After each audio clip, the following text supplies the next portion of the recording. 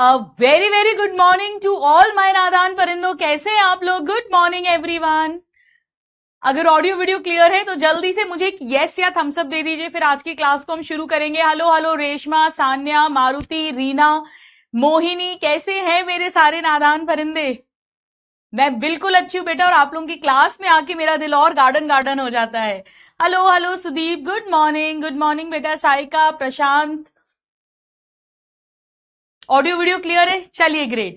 आइए आज हम अपनी इस रिवीजन क्लास के अंदर, वन सेकेंड, आज अपनी इस रिवीजन क्लास के अंदर हम ह्यूमन फिजियोलॉजी के कुछ चैप्टर्स को रिवाइज करेंगे। हम ढेर सारे क्वेश्चंस प्रैक्टिस करेंगे, ढेर सारी बातें करेंगे, ठीक है। अभी तक मैं आपकी काफी सारी, I think 3 revision classes already ले चुकी हूं, तो ये हमारी रिवीजन क्लास नंबर 4 हो जाएगी।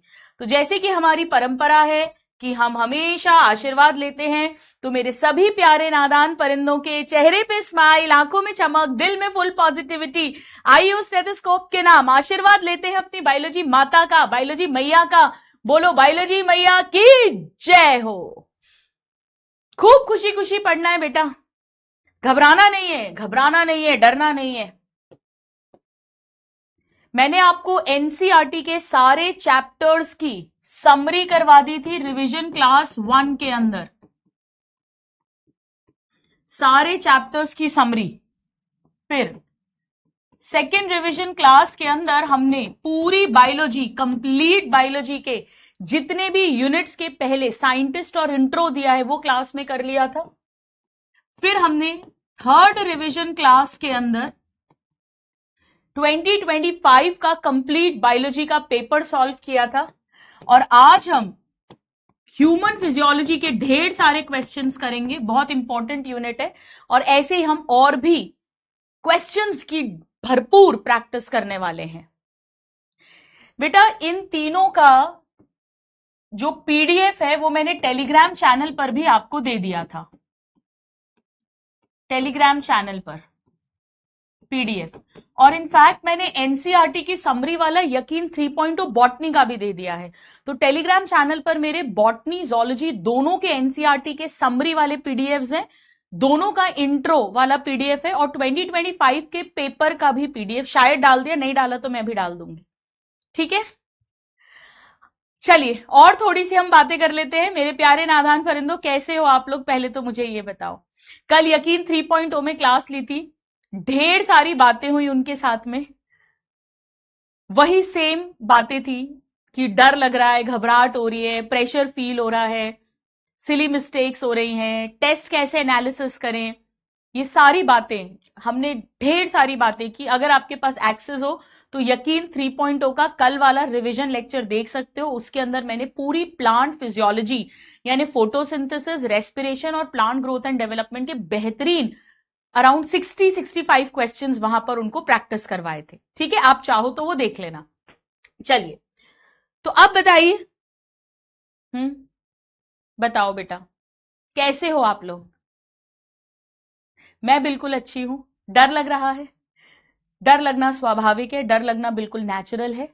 एक ऐसे एग्जाम की तरफ हम बढ़ रहे हैं जिसके साथ हमने अपना जीवन अभी जोड़ रखा है, पर एक बात याद रखो, एक एग्जाम आपके जीवन को परिभाषित, डिफाइन नहीं करता है। लाइफ बहुत बड़ी होती है बेटा, आप अभी इस जर्नी को इंजॉय करिए। आप सिर्फ जो बेस्ट दे सकते हो उस पर फोकस करो। मैंने कल उन लोगों को भी यही कहा था, आपको भी यही कह रही हूं मैं कि you can only guarantee your efforts, you can not guarantee the results. ये बात अपनी डायरी में लिख कर रख लेना, अपने टेबल पे लगा के रख लेना। आपके हाथ में सिर्फ इतना है कि आप ईमानदारी से अपने एफर्ट्स कर दें, जहां पर हैं वहां बिना समय वेस्ट करे, बिना डिस्ट्रैक्ट हुए अपना बेस्ट दे दें। उसके बाद वो कहते हैं ना कि ईश्वर जो दे वो कृपा, और जो ना दे वो उससे भी बड़ी कृपा। तो उसके बाद सिलेक्शन होगा नहीं होगा, इस साल होगा, अगले साल होगा, डॉक्टर बनेंगे ही नहीं, कुछ और बनेंगे, वो सब उस प्रकृति पर, उस नेचर पर, उस ईश्वर पर, यूनिवर्स पर थोड़ा छोड़ दो। वो आपको सही जगह पहुंचा देंगे, प्रोवाइडेड आप सिंसियर हैं, आप सेल्फ ऑनेस्ट हैं, जो सबसे जरूरी है। तो मेरे प्यारे नादान परिंदों, बिल्कुल भी बहुत ज्यादा अपने आप को स्ट्रेस मत कीजिए। मैं समझती हूं कि डर आता होगा, मैं समझती हूं नर्वसनेस होती होगी, मैं ये नहीं कहूंगी कि आप डरो ही मत, क्योंकि कोई भी डरना नहीं चाहता। मैं ये नहीं कहूंगी आप टेंशन मत लो, क्योंकि कोई भी टेंशन नहीं लेना चाहता, लेकिन फिर भी टेंशन होते हैं, फिर भी विचार आते हैं, फिर भी नेगेटिविटी आती है। It is very natural. तो उसके लिए हम क्या कर सकते हैं?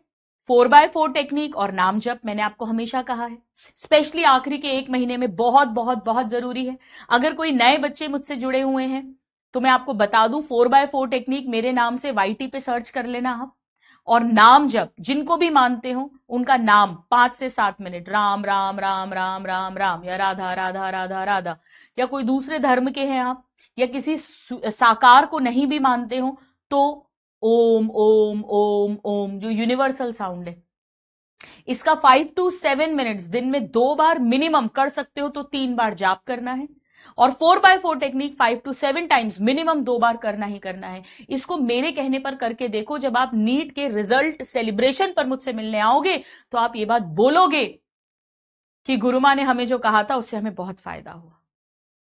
मैं समझ रही हूं बेटा, मैं समझती हूं कि कोई दुखी रहना नहीं चाहता, कोई परेशान रहना नहीं चाहता, कोई घबरा के रहना नहीं चाहता, सब मस्त रहना चाहते हैं। और सिर्फ कह देने से मस्त रहो ऐसा नहीं होता, लेकिन रोने से भी कुछ नहीं होता, टेंशन लेने से भी कुछ नहीं होता। उसके लिए हम कर क्या रहे हैं? तो उसके लिए हमें अपने मन को साधना पड़ता है, अपने मन को शांत करना पड़ता है। और मन शांत सिर्फ और सिर्फ सरेंडर से होता है, समर्पण से होता है। आप जितना अपने कंधों पर बोझ लेंगे, कल 3.0 में मुझसे बहुत सारे बच्चों ने पूछा, जो अभी यहां पर भी जस्ट अभी एक कमेंट आया है कि फैमिली प्रेशर बहुत है। बेटा फैमिली प्रेशर, रिलेटिव्स प्रेशर, आप एक बात ध्यान रख लीजिए कि आप सिर्फ अपना बेस्ट एफर्ट दे सकते हैं, उसके अलावा आप किसी के सुख दुख के जिम्मेदार नहीं हैं।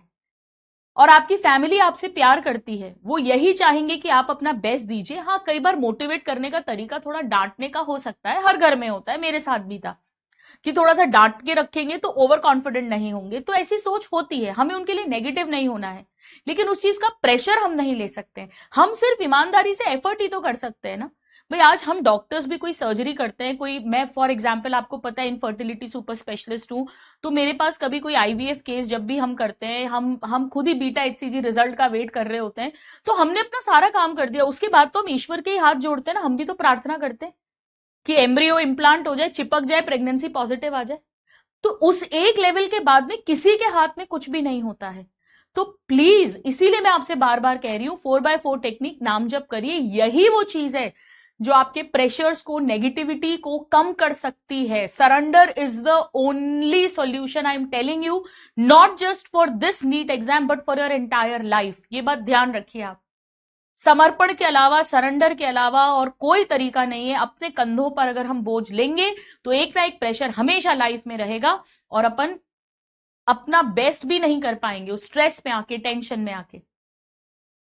अब बहुत सारे स्टूडेंट्स यहां पर बोल रहे हैं कि टेस्ट का एनालिसिस कैसे करें। टेस्ट एनालिसिस, टेस्ट एनालिसिस एक बहुत इंपॉर्टेंट पार्ट होता है। अभी आपको एटलीस्ट वीक में 2 टेस्ट तो देने ही चाहिए, पर सिर्फ टेस्ट देने से कुछ नहीं होता है, उस टेस्ट को एनालिसिस करना बहुत जरूरी है। तभी वो टेस्ट देने का बेनिफिट मिलेगा, उससे हमारी ग्रोथ होगी, इंप्रूवमेंट होगा, इवोल्यूशन होगा। टेस्ट एनालिसिस में आप हर चैप्टर का, मतलब हर सब्जेक्ट का एनालिसिस करेंगे, अपनी कॉपी के अंदर करेंगे, रजिस्टर के अंदर करेंगे। सबसे पहले टेस्ट एनालिसिस के अंदर हमें यह देखना होता है कि हमारे कितने करेक्ट है, हमारे कितने रॉन्ग है, और हमने कितने छोड़े हैं। फॉर एग्जाम्पल, अगर मान लो मैं बायो की बात करूं, 90 क्वेश्चंस है, सपोज मेरे 80 करेक्ट है, सपोज मेरे 6 रॉन्ग है, और सपोज 4 मैंने लीव करे हैं, फॉर एग्जाम्पल।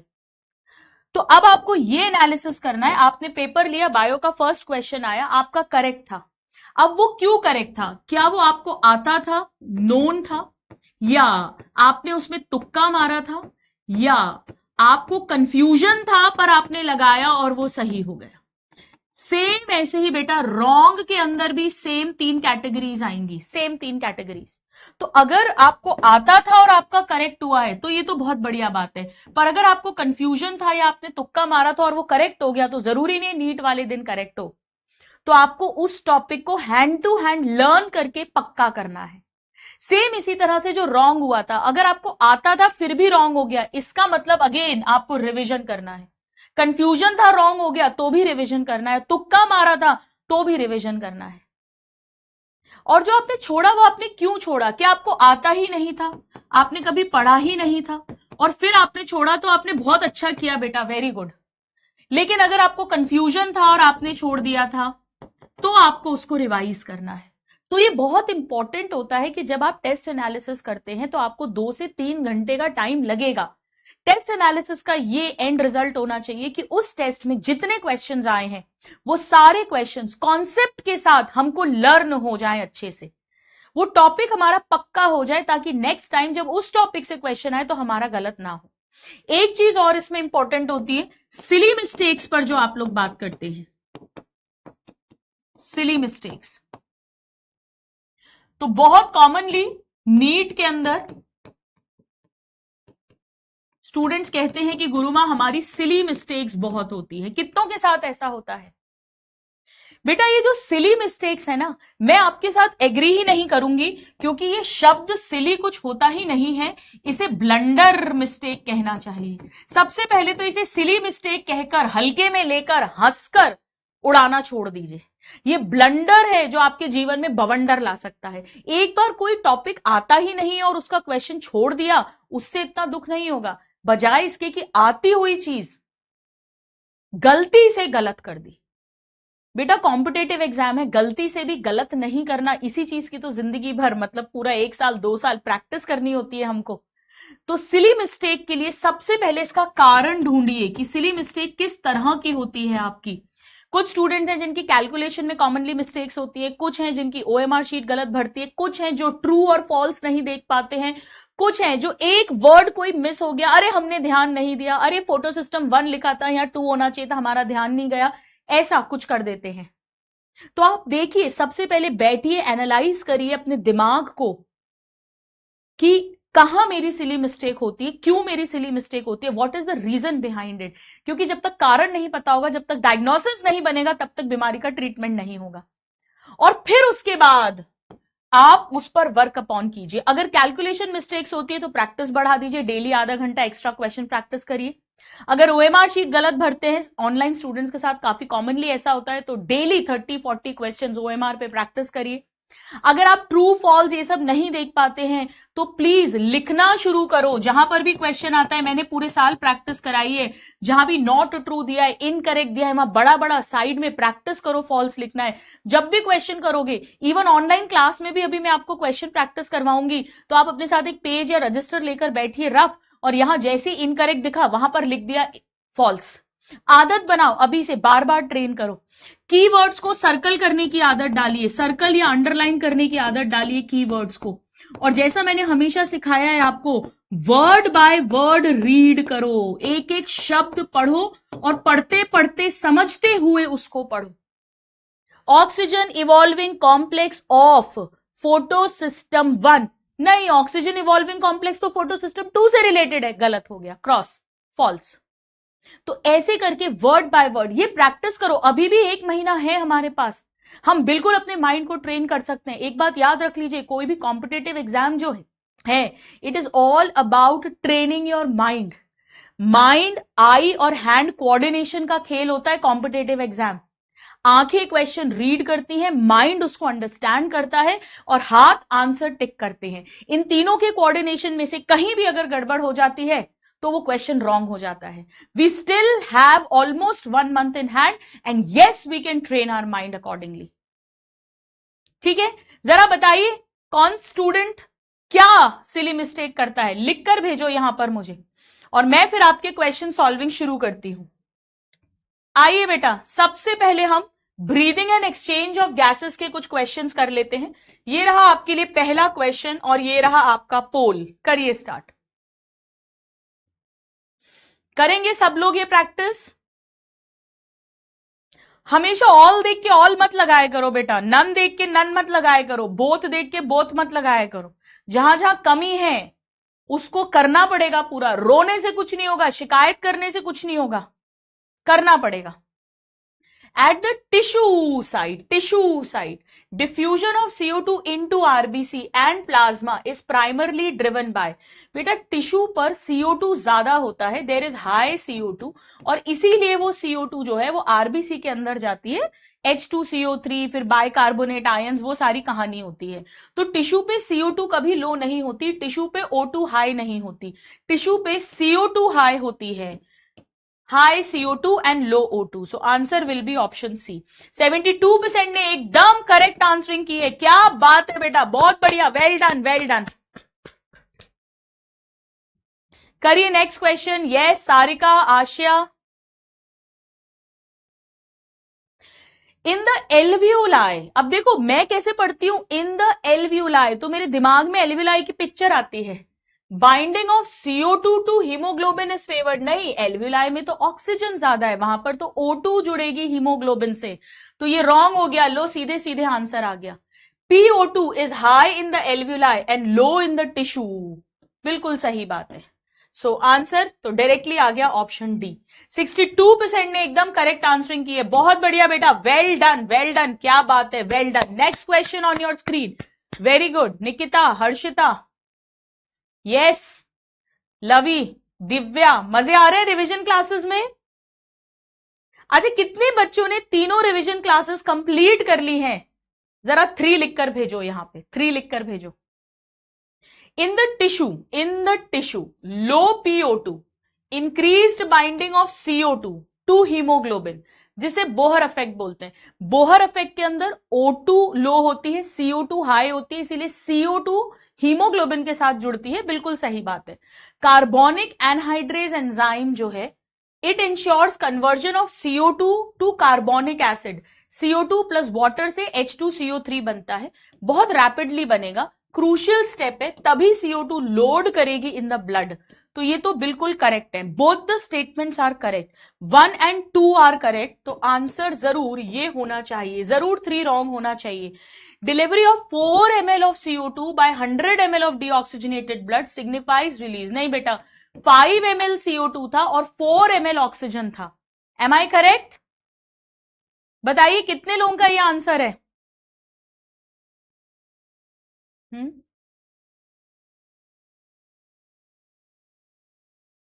बोलो बेटा, कितने लोगों का ये आंसर आ रहा है?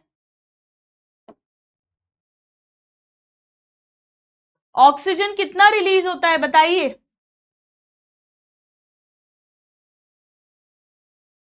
सही कर रही हूं मैं या गलत कर रही हूं, बताइए बेटा, आपका वेट कर रही हूं मैं, आपको उल्लू भी बना सकती हूं मैं।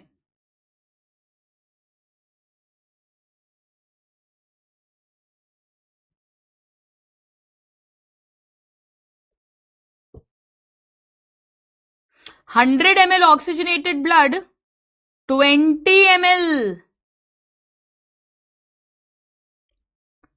ऑक्सीजन देता है।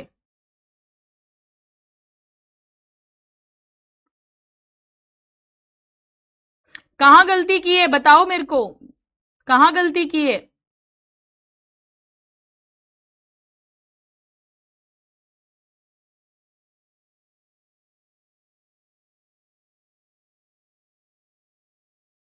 बताओ कहां गलती की है, बताओ बेटा कहां गलती की है? 5 ml ऑफ ऑक्सीजन, याद है 25%, yes, so this will B 4 ml, this will B 4 ml, 4 ml, बिल्कुल करेक्ट है, बिल्कुल करेक्ट है। तो बोलो आंसर क्या होगा, बोलिए? 4 ml ही होगा, यस, वेरी गुड, एनसीईआरटी में क्लियरली दिया हुआ है, बिल्कुल दिया हुआ है। तो 4 ml oxygen CO2 by 100 ml of deoxygenated blood 2 alveoli, हाँ तो बेटा ये 2 एल्व्यूलाई तो बिल्कुल सही है, 2 एल्व्यूलाई बिल्कुल सही है। रुको, इन द टिश्यूज, टिश्यू में लो PO2 है, carbonic anhydrase conversion of CO2 to carbonic acid occurs at a very rapid state, efficient CO2 loading in the blood. The delivery of 4 ml of CO2 by 100 ml of deoxygenated blood tissue से alveoli तक signifies the complete release of all transported CO2 from the blood.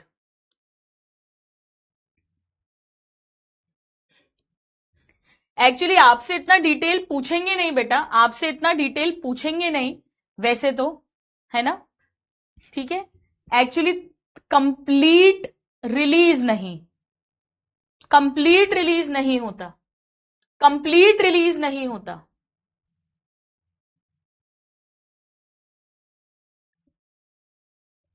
इसको रहने दो, confuse हो जाओगे आप लोग, क्योंकि बोहर इफेक्ट का मतलब तो वैसे इंक्रीज्ड PCO2 होता है, उसके कारण से। Yes, this should be the better choice, this will be the better choice. बेटा सुनो, कंप्लीट रिलीज तो सही है, क्योंकि ऑल ट्रांसपोर्टेड CO2 की बात कर रहे हैं, जितना भी CO2 ट्रांसपोर्ट होता है 70% बाइकार्बोनेट्स के फॉर्म में, 20 से 25%, एक्चुअली 23% हीमोग्लोबिन के साथ जुड़कर, 7% प्लाज्मा के साथ जुड़कर, वो टोटल पर 100 ml 4 ml आता है। तो जितनी भी ट्रांसपोर्टेड है उसका टोटल रिलीज की बात हो रही है, ये तो करेक्ट है, एक्चुअली ये करेक्ट है। रॉन्ग कहां पर है? यहां पर बेटा, बोहर इफेक्ट क्या था? बोहर इफेक्ट ये था कि जब भी CO2 हाई होगा, जब भी CO2 हाई होगा, व्हाट वाज बोहर इफेक्ट, कि जब भी CO2 हाई होगा जो कि टिश्यूज पे होता है, तो हीमोग्लोबिन टूटेगा, डिसएसोसिएशन ऑफ ऑक्सी हीमोग्लोबिन, और ऑक्सी हीमोग्लोबिन जब टूटेगा तो ऑक्सीजन का रिलीज होगा इनटू द टिश्यूज। आपको याद है हमने पढ़ा था कि बोहर इफेक्ट जो है वो ऑक्सीजन के ट्रांसपोर्ट से रिलेटेड है, कि टिश्यूज पर जब CO2 हाई होगा, ऑक्सी हीमोग्लोबिन टूटेगा, तो वो ऑक्सीजन टिश्यूज को प्रोवाइड किया जा रहा है। So it is not influencing CO2 transport, it is influencing O2 transport actually, to be specific, to be specific, ठीक है। एक्चुअली ये था बोहर इफेक्ट। कोई बात नहीं है, इसके आंसर को अपन नहीं मानते हैं, कोई बात नहीं, सबने अलग अलग आंसरिंग किए, इट्स ओके। आओ चलो नेक्स्ट क्वेश्चन करते हैं, इट्स ओके, कोई बात नहीं बेटा।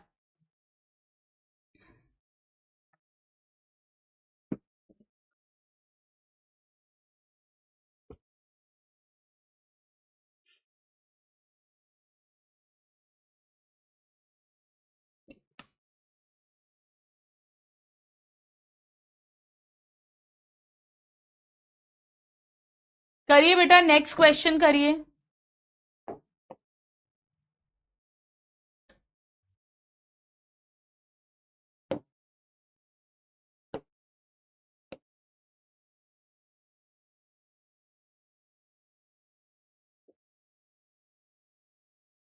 High PCO2 and low PO2 ऐसा टिश्यूज में होता है।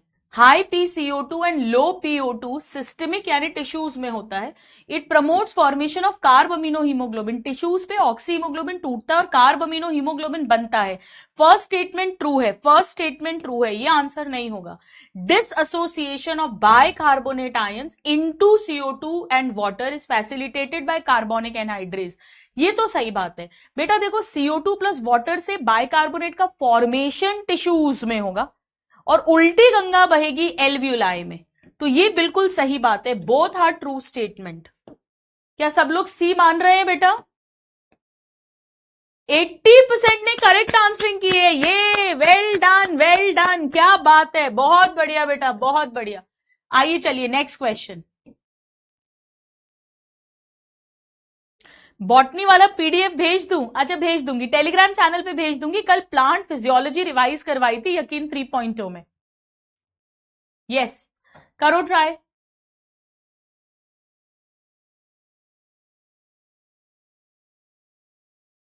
5 ml नहीं होता बेटा, 4 ml ही होता है।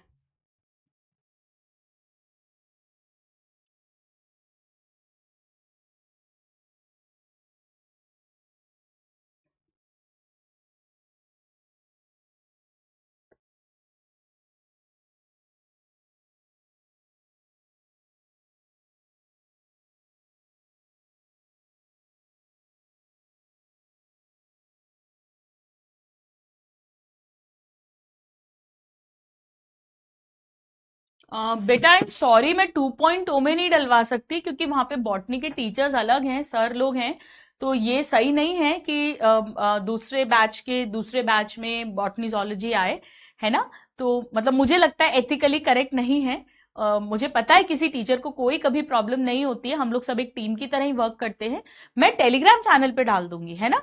चलो, the primary factor determining the binding of CO2 to haemoglobin is the partial pressure of CO2 and partial pressure of O2 भी एक मॉड्यूलेटिंग फैक्टर होता है, सही बात है। Carbonic anhydrase is exclusively found, नहीं बेटा, प्लाज्मा में भी मिलता है, it is present in plasma. तो पहला स्टेटमेंट ट्रू है, सेकंड स्टेटमेंट फॉल्स है, तो ये आंसर नहीं हो सकता है, ये आंसर नहीं हो सकता है, ये आंसर भी नहीं हो सकता। जरूर आंसर ये होगा, at the tissue CO2 blood के अंदर जाएगी क्योंकि उसका हाई पार्शियल प्रेशर है, उससे कार्बोमिनो हीमोग्लोबिन भी बनेगा और बाइकार्बोनेट्स भी बनेंगे, बिल्कुल करेक्ट है। कितने स्टूडेंट्स हैं जिन्होंने, जैसे मैंने निकाला 2 के बाद ही आंसर निकाल दिया था, बताइए।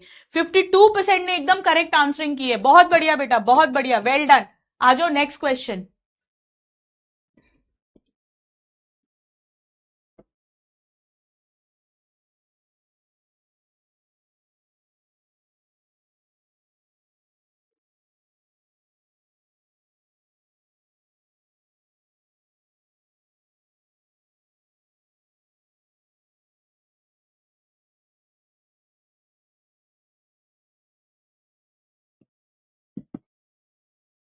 नहीं बेटा, 5 ml नहीं होगा, 100 ml oxygenated blood 5 ml oxygen transport करता है, ना कि CO2। चलो, हमसे क्या पूछा है, which of the following are correct. The primary respiratory rhythm centre is located in pons, नहीं, RRC जो है वो मेड्यूला में होता है, तो 1 रॉन्ग है, ये आंसर्स नहीं हो सकते हैं। 2 को मत देखो, करेक्ट ही होगा। हमें पता है फास्टर ब्रीदिंग होती है, ड्यूरेशन ऑफ इंस्पिरेशन रिड्यूस हो जाता है बाय न्यूमोटैक्सिक सेंटर जब भी CO2 H आयंस हाई होते हैं ऑक्सीजनेटेड ब्लड के अंदर। कीमो रिसेप्टर सेंसिटिव है CO2 के लिए, H आयंस के लिए, और वो पास में होते हैं रेस्पिरेटरी सेंटर के, ठीक है। Oxygen plays a very significant, नहीं, ऑक्सीजन का तो ना के बराबर रोल होता है बेटा, इनसिग्निफिकेंट रोल होता है। सो आंसर हो गया हमारा बी। 60% ने एकदम करेक्ट आंसरिंग की है, well done, well done, well done, well done. आ जाओ नेक्स्ट क्वेश्चन में, साइड हो जाती हूं, प्लीज देखिएगा।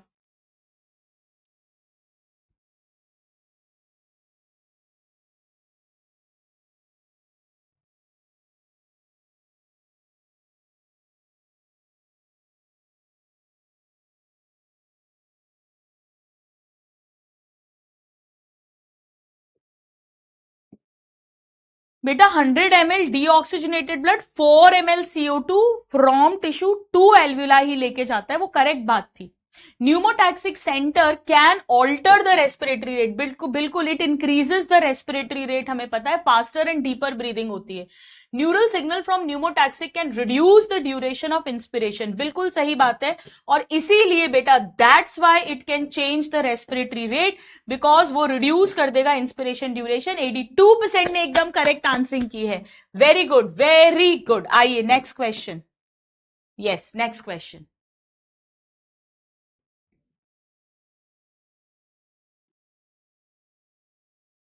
Human body possesses a specialized center in the medulla for respiratory regulation, RRC की बात हो रही है, बिल्कुल करेक्ट है, फर्स्ट स्टेटमेंट करेक्ट है।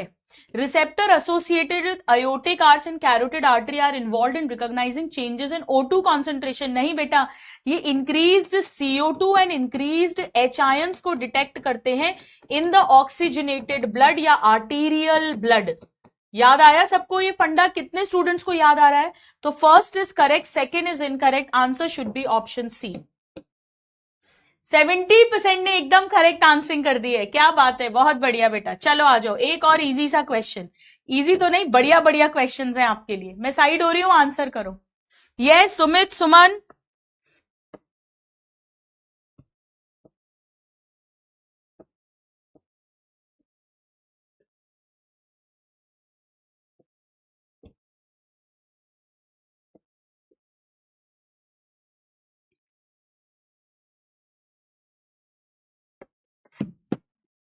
नाउ मैच द कॉलम में देखना है 2, 3, 4, रेस्पिरेटरी रिदम सेंटर मेड्यूला के अंदर है 2, तो ये आंसर्स नहीं होंगे। अब भी देखो, pneumotaxic centre can reduce the duration of inspiration, तो बी का 3 हो जाएगा, जरूर ये आंसर होना चाहिए। कीमो सेंसिटिव एरिया जो है ये CO2 H आयन के लिए सेंसिटिव है, और ये भी CO2 और H आयंस के लिए सेंसिटिव है, तो एनीवेज इसका आंसर हो जाएगा ऑप्शन डी फॉर दिल्ली। 70% ने एकदम करेक्ट आंसरिंग की है। आइए चलिए बेटा नेक्स्ट क्वेश्चन। ढेर सारे assertion, reason, multi statement, two statement, मैं आपको सब प्रैक्टिस करा दूंगी नीट तक, बिल्कुल फिक्र मत करो। ये जर्नी हमने साथ शुरू की है और अंत तक मैं साथ रहूंगी। रेगुलर रिवीजन हम करते रहेंगे, हमेशा करवाती हूं मैं, 2.0 3.0 हमेशा करवाती हूं। चल स्ट्यूमुलेट, अच्छा आप करो, आप करो, पहले आप करो।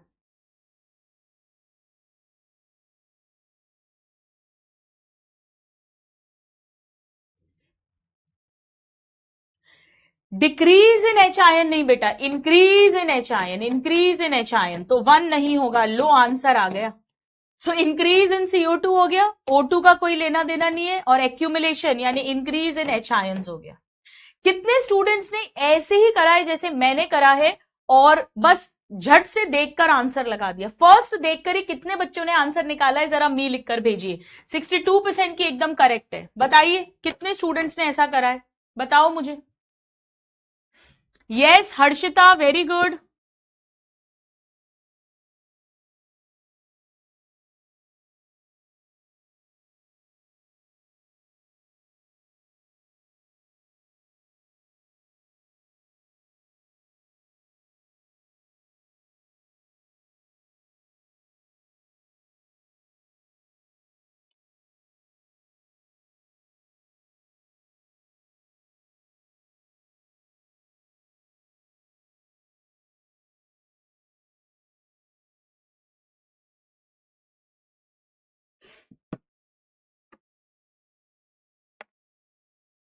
The role of oxygen is not very significant, बिल्कुल ट्रू है, बिल्कुल ट्रू है।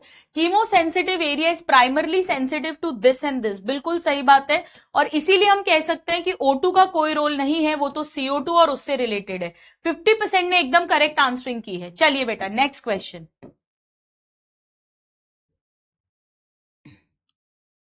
Next question.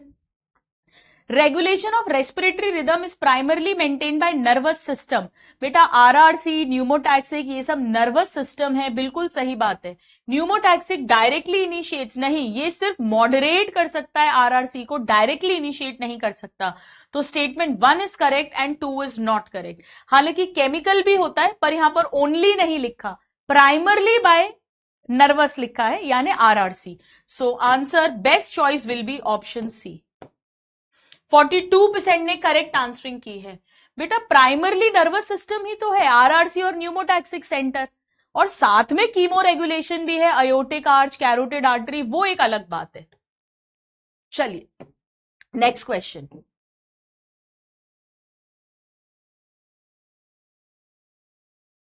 पार्शियल प्रेशर सबको अच्छे से याद है। PO2 एटमॉस्फेयर में मैक्सिमम होगी, टिश्यूज में मिनिमम होगी। PCO2 का उल्टा होगा, टिश्यूज में मैक्सिमम होगी, एटमॉस्फेयर में मिनिमम होगी। A person is experiencing a built up of CO2 in their blood, तो वो क्या करेंगे? बेटा अगर CO2 बढ़ रही है, हाई CO2 हो रहा है, तो ये बात न्यूमोटैक्सिक सेंटर पर पहुंचेगी। वो रेस्पिरेशन के इंस्पिरेशन को रिड्यूस करेंगे ताकि रेस्पिरेटरी रेट इंक्रीज हो जाए। रेस्पिरेटरी रेट थोड़ी ना डिक्रीज होती है, फास्टर ब्रीदिंग होती है। ये तो मोर एक्टिव हो जाएंगे बेटा, जैसे ही CO2 बढ़ेगा सब कुछ मोर एक्टिव हो जाएगा। ये नहीं, द कीमो सेंसिटिव एरिया जो है वो high CO2, high H ions को देखकर, and they will stimulate the respiratory rhythm centre. इनमें से तो यही बेस्ट चॉइस है। वैसे रेस्पिरेटरी रिदम सेंटर को कोई स्टिमुलेट नहीं करते हैं, पहले न्यूमोटैक्सिक सेंटर पे खबर जाती है, वो इसको मॉडरेट करता है, इंस्पिरेशन का ड्यूरेशन कम करता है ताकि फास्टर ब्रीदिंग हो, यानी रेस्पिरेटरी रेट इंक्रीज हो। ठीक है, तो डायरेक्टली तो नहीं करता, but out of the given options हमको ये बेस्ट चॉइस लगानी पड़ेगी। चलिए बेटा नेक्स्ट क्वेश्चन।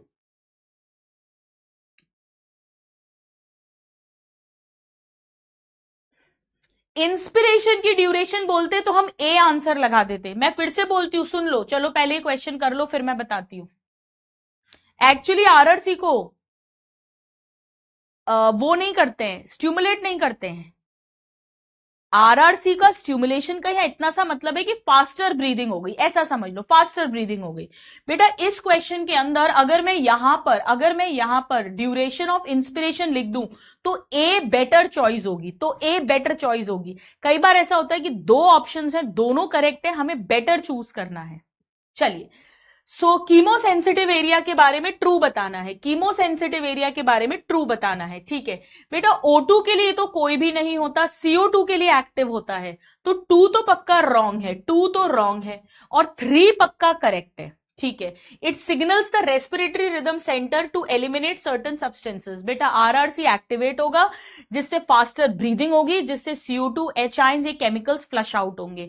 अब बताइएगा कि ये करेक्ट है या नहीं है, बताइए। 3 और 4 तो करेक्ट है, ये करेक्ट है या नहीं, बताओ बेटा, बोलिए। दिस इज राइट और दिस इज रॉन्ग। ये पॉन्स रीजन में होते हैं या नहीं होते हैं, बताइए।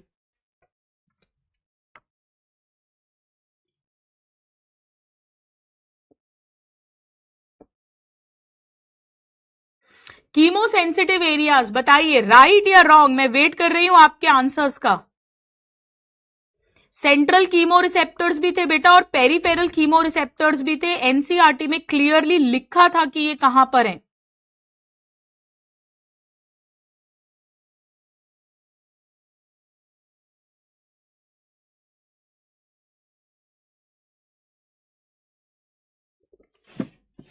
बेटा ये रॉन्ग है, क्लियरली एनसीईआरटी में दिया हुआ है कि ये they are adjacent to RRC. मैंने आपको नोट्स में लिखवाया है कि कीमो रिसेप्टर्स दो तरह के होते हैं। जो सेंट्रल कीमो रिसेप्टर्स हैं वो मेड्यूला में होते हैं जहां आरआरसी है, और जो पेरीफेरल कीमो रिसेप्टर्स हैं वो कैरोटिड आर्टरी, आयोटिक आर्च, यानी वो तो ब्लड वेसल्स के पास हैं, वो भी पॉन्स में नहीं है। सो 1 will be wrong, this will be the best choice, this will be the best choice. 52% ने एकदम करेक्ट आंसरिंग की है, बहुत बढ़िया, बहुत बहुत बहुत बढ़िया। आइए नेक्स्ट क्वेश्चन, बहुत बढ़िया। यस, एनसीईआरटी में दिया है clearly, line of NCERT, they are adjacent यानी बगल में, near to RRC, respiratory rhythm centre. बढ़िया क्वेश्चन है ना, थैंक यू। करो नेक्स्ट क्वेश्चन ट्राई। हमेशा पहले ये देख लो कि हमसे पूछा क्या है ऐसे क्वेश्चंस के अंदर। हमसे इनकरेक्ट पूछा और हमेशा प्रैक्टिस करो फॉल्स लिखने की। अब बात करते हैं, अस्थमा में ब्रीदिंग में डिफिकल्टी होगी, वीजिंग होगी, ब्रोंकाई ब्रोंक्यूल्स का इन्फ्लेमेशन होगा। बिल्कुल सही बात है, 1 एकदम करेक्ट है और हमसे फॉल्स पूछा है। 1 करेक्ट है और हमसे फॉल्स पूछा है। अब सीधे 2 देख लो। एम्फाइसीमा एक क्रॉनिक डिसऑर्डर है, एल्वेओलर वॉल डैमेज होती है, डिक्रीज रेस्पिरेटरी सरफेस होता है, सही है। हमसे फॉल्स पूछा है, जरूर 3 भी करेक्ट होगा, बिल्कुल करेक्ट है। जरूर 4 रॉन्ग होगा, बिल्कुल रॉन्ग है। सिगरेट स्मोकिंग क्रॉनिक एम्फाइसीमा का कारण था, ना कि ऑक्यूपेशनल लंग डिसऑर्डर। 50% ने एकदम करेक्ट आंसरिंग की है, बहुत बढ़िया बेटा, वेल डन वेल डन। आइए नेक्स्ट क्वेश्चन, बहुत बढ़िया। एक एक वर्ड आना चाहिए, ध्यान से पढ़ो तभी आपको बोलती हूं। स्पेशली जब लिखा है it is located in pons, तो दिमाग चलना चाहिए कि है पॉन्स में या नहीं है। ये देखो, अभी एक स्टूडेंट ने लिखा इनकरेक्ट नहीं देखा मैम। मैं बार बार आपसे कह रही हूं बेटा, अभी आपको बोला था कि जब ऑनलाइन भी आप क्वेश्चन सॉल्व कर रहे हो अपने पास एक रजिस्टर रखो, जैसे ही क्वेश्चन में इनकरेक्ट दिखे अपने रजिस्टर में फॉल्स लिखो, ताकि आप जब सॉल्व कर रहे हो तो आपको वो फॉल्स दिखता रहे। प्लीज इसकी प्रैक्टिस करिए, this is very important. Emphysema से रेस्पिरेटरी सरफेस डिक्रीज हो जाएगा, बिल्कुल सही बात है। एम्फाइसीमा से एल्वेओलर वॉल डैमेज हो जाती है, सही बात है, और इसीलिए that's why respiratory surface area will be reduced, that's why। 89% ने एकदम करेक्ट आंसरिंग की है, ये हुई कोई बात, क्या बात है, क्या बात है। देखो शौर्या ने भी लिखा इनकरेक्ट नहीं देखा, बेटा यही तो मैं कह रही हूं, ये थोड़ी ना बोलोगे। ये देखो एक ने फिर लिखा है फॉल्स नहीं देखा, बेटा बाहर आकर ये थोड़ी ना बोलोगे मैंने इनकरेक्ट नहीं देखा। और ऐसे ही क्वेश्चंस होते हैं जो बहुत दुख देते हैं जीवन भर, क्योंकि नहीं आता, नहीं पढ़ा, वो नहीं कर पाए, वो एक बात ठीक है, लेकिन आती हुई चीज गलत हो गई। चलो, स्टोन ब्रेकिंग इंडस्ट्रीज में पल्मोनरी फाइब्रोसिस होने का रिस्क ज्यादा है, बिल्कुल सही बात है। ऑक्यूपेशनल लंग डिसऑर्डर होने का हाई चांस है। ऑक्यूपेशनल रेस्पिरेटरी डिसऑर्डर्स, बॉडी का डिफेंस मैकेनिज्म फेल हो जाता है, इम्यूनिटी पुअर है और लंबे समय तक डस्ट का एक्सपोजर है, ये भी बिल्कुल सही बात है, एब्सोल्युटली करेक्ट। इसे अगर वो शॉर्ट टर्म लिख देंगे ना प्रोलॉन्ग्ड की जगह तो भी रॉन्ग हो जाता। 84% ने एकदम करेक्ट आंसरिंग की है। चलिए बेटा नेक्स्ट क्वेश्चन, ढेर सारे क्वेश्चंस करने वाले हैं। अरे यार आप लोग एकदम दुविधा में डाल देते हो, कोई कहता है मैम और जल्दी कराओ, कोई कहता है मैम प्लीज थोड़ा धीरे कराओ। अब मैं एक एक स्टूडेंट को कैसे सेटिस्फाई करूं बताओ जरा। फॉल्स नहीं देखा, देखो प्रिंस भी कह रहा है बेटा क्यों नहीं देखा, ये आंखें क्यों दी हैं, 2 आंखें या मिनिमम या 4 आंखें भी होंगी मैक्सिमम, ये देखो हाँ गुरुमा नहीं देखा था।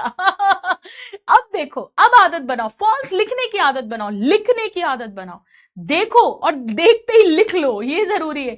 पता है क्या होता है, मैं आपको सच बताती हूं, सुनो। अपन ने क्वेश्चन रीड करा, उसमें विच of the following is incorrect या फॉल्स है, ठीक है, अपन समझ गए, हाँ ठीक है। अपन ने पहला स्टेटमेंट पढ़ना शुरू करा, लंबा सा स्टेटमेंट था, अपन पढ़ते जा रहे हैं, correct correct correct correct correct, इतनी खुशी होती है अपन भूल ही जाते हैं कि वो फॉल्स या इनकरेक्ट पूछा था और करेक्ट आंसर लगा देते हैं। कितनों के साथ होता है मुझे जरा बताना ये बात। इसीलिए मैं हमेशा बोलती हूं प्रैक्टिस करो साइड में फॉल्स लिखने की। अरे भाई जब तक कंप्यूटर बेस्ड टेस्ट नहीं हो रहा, जब तक पेन एंड पेपर मोड का टेस्ट है, तब तक तो अपने पास में सुविधा है कि अपन फॉल्स लिखें, उसको अभी से प्रैक्टिस करो। चलो करेक्ट बताना है रेस्पिरेटरी डिसऑर्डर्स के बारे में। Wheezing direct consequence of bronchial, major cause of emphysema. Emphysema का मेजर कॉज सिगरेट स्मोकिंग होता है, डस्ट एक्सपोजर नहीं होता। हमसे करेक्ट पूछा है और 2 रॉन्ग है, लो हमारा आंसर आ गया। प्रोटेक्टिव मास्क रिकमेंडेड होते हैं, सही बात है। ये भी सही बात है और ये भी सही बात है, तो होना ही है सही बात। चलिए 80% ने करेक्ट आंसरिंग कर दी है, वेरी गुड। चलो बेटा एक क्वेश्चन और, फिर बॉडी फ्लूइड्स के आ जाएंगे मेरी ख्याल से, काफी सारे क्वेश्चंस करे। उप्स उप्स उप्स, ये सॉल्व करो। बस एक और है, इसके बाद बॉडी फ्लूइड्स के सॉल्व करेंगे। मजे आ रहे हैं? उतरने दो, थोड़ा कॉन्फिडेंस उतर रहा है, उतरने दो, कोई बात नहीं है। ये तो मैं मैक्सिमम लेवल करवा रही हूं आपको, ताकि थोड़ा उतरे हुए रहे अपन, ठीक है। इनकरेक्ट अगेन लिखो, अभी के अभी रजिस्टर में लिखो बेटा साइड में, फॉल्स। फाइब्रोसिस ये होता है, ऑक्यूल सही बात है। Emphysema is a chronic disorder, सही बात है, कुछ भी गलत नहीं है।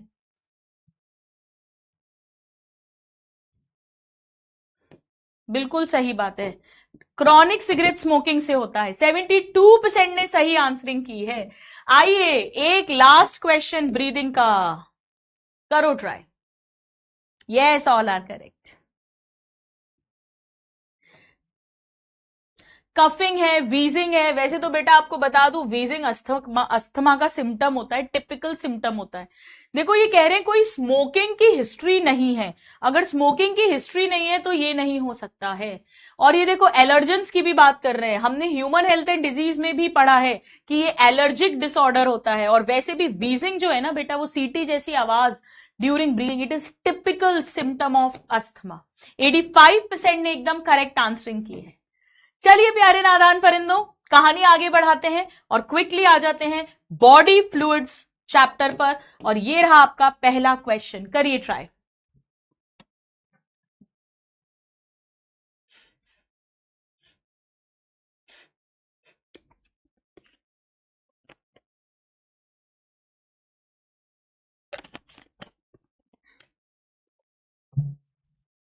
चलो अब यहां पे मैंने हार्ट की चारों डिजीजेस ले लिए क्योंकि इंपॉर्टेंट होती है।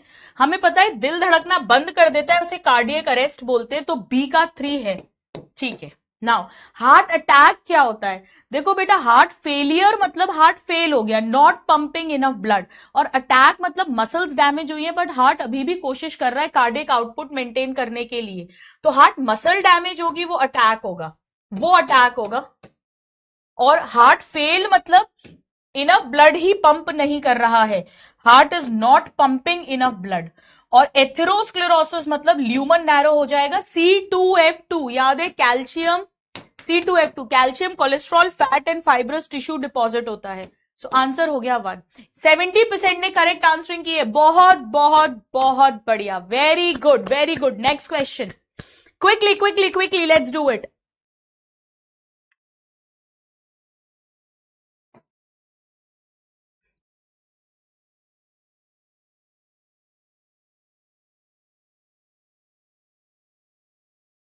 मैं चुप हूं ताकि आप क्वेश्चन पढ़ें और आंसर करें।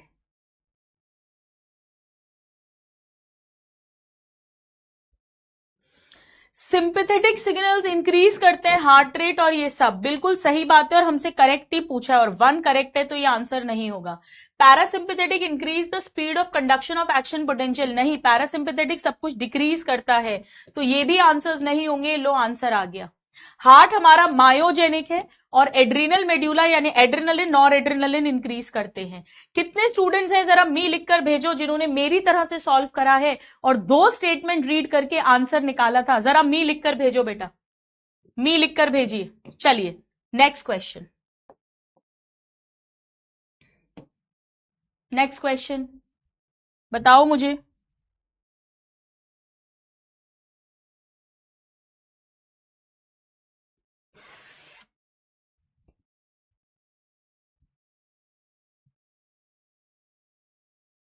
The human heart is called myogenic, बिल्कुल करेक्ट है, बहुत बढ़िया, बहुत सारे मी लिखकर आ रहे हैं। नॉर्मल एक्टिविटीज ऑटो रेगुलेटेड है, special cardiac muscles called nodal tissue, that is why it is called myogenic. बिल्कुल इजी क्वेश्चन था, आप सबने कर लिया होगा, इसीलिए उसे मायोजेनिक कहते हैं। 92% अभी तक का हाईएस्ट पोल है आज की क्लास का ये। चलो बेटा नेक्स्ट क्वेश्चन।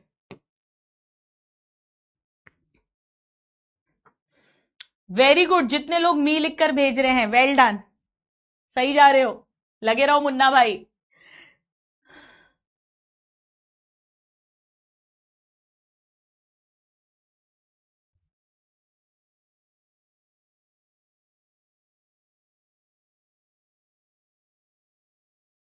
बेटा हार्ट रेट स्टार्ट तो ऐसे नोड ही करता है, मेड्यूलो ऑब्लोंगेटा स्टार्ट नहीं कर सकता, वो केवल मॉडरेट कर सकता है, तो पहला स्टेटमेंट रॉन्ग है।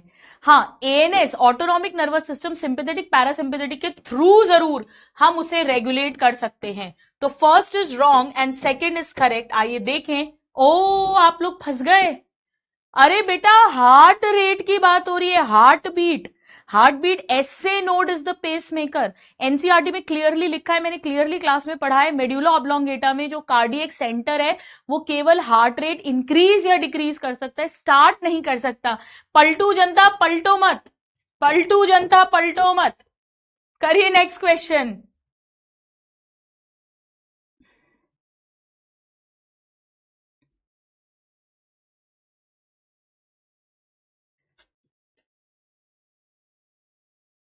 डिक्रीज करना है अगर तो पैरासिम्पेथेटिक, बाकी ये भी इंक्रीज करता है, एड्रीनल मेड्यूला के भी इंक्रीज करते हैं।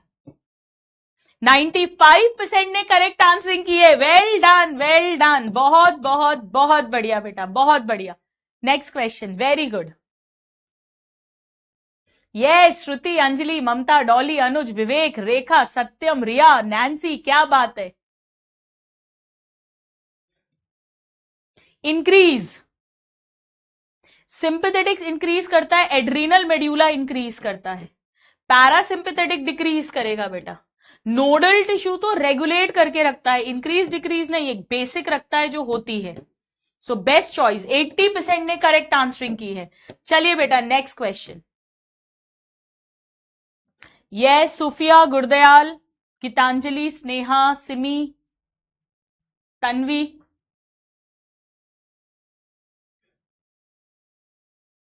Sympathetic stimulation increases the cardiac output, बिल्कुल सही बात है। Adrenal medulla hormones can also increase, बिल्कुल सही बात है। अब बेटा ध्यान से सुनिएगा, कई स्टूडेंट्स को ऐसा भी लग सकता है कि सिंपैथेटिक स्टिमुलेशन में एड्रेनलिन का रोल है और एड्रीनल मेड्यूला से भी एड्रेनलिन निकलता है, तो इसका आंसर करेक्ट एक्सप्लेनेशन होना चाहिए। कई लोगों को ऐसा लग सकता है, पर एक्चुअली सिंपैथेटिक स्टिमुलेशन के अलावा भी वैसे भी अगर एड्रीनल मेड्यूला के हॉर्मोन्स ने डायरेक्टली भी काम किया तो भी आराम से वो इंक्रीज करते हैं। 80% ने करेक्ट आंसरिंग की है यार, क्या बात है, क्या बात है, बहुत बढ़िया बेटा, बहुत बढ़िया, बहुत बढ़िया, वेरी गुड। चैट्स में भी ऑलमोस्ट सब लोग सही आंसर ही कर रहे हैं, वही लगाया है, अरे वाह यार, बहुत इंटेलिजेंट नादान परिंदे हैं मेरे।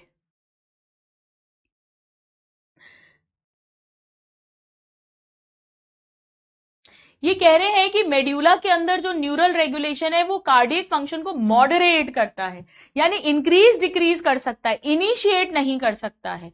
नहीं, सोलली रिस्पॉन्सिबल नहीं है, वो तो नोडल टिश्यू रिस्पॉन्सिबल होता है बेटा।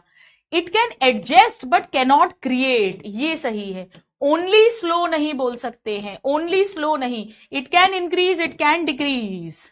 77% ने एकदम करेक्ट आंसरिंग की है। Well done, well done. आ जाओ नेक्स्ट क्वेश्चन पे। बहुत बढ़िया आंसरिंग कर रहे हो यार, मजे आ गए।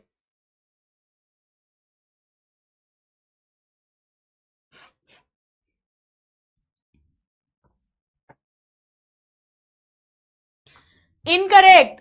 अभी के अभी लिखो बेटा, रजिस्टर में लिखो फॉल्स, लिखो, लिखो फॉल्स।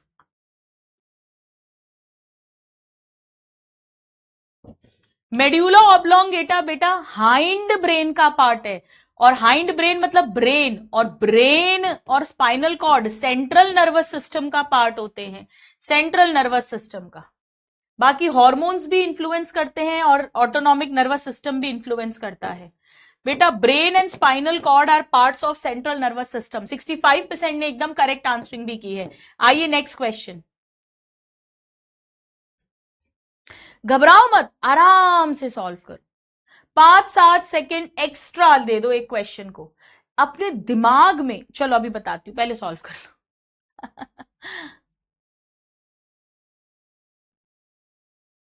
यहां रेगुलेट वर्ड दिया है, इनिशिएट नहीं दिया, तो ये करेक्ट हो सकता है। Hormonal regulation involves adrenal medulla, but ये इंक्रीज करेंगे कार्डियक आउटपुट को, इंक्रीज करेंगे, इंक्रीज करेंगे। तो सेकंड स्टेटमेंट तो पक्का रॉन्ग है, ये आंसर्स तो नहीं हो सकते हैं। आंसर क्या हो जाएगा बेटा?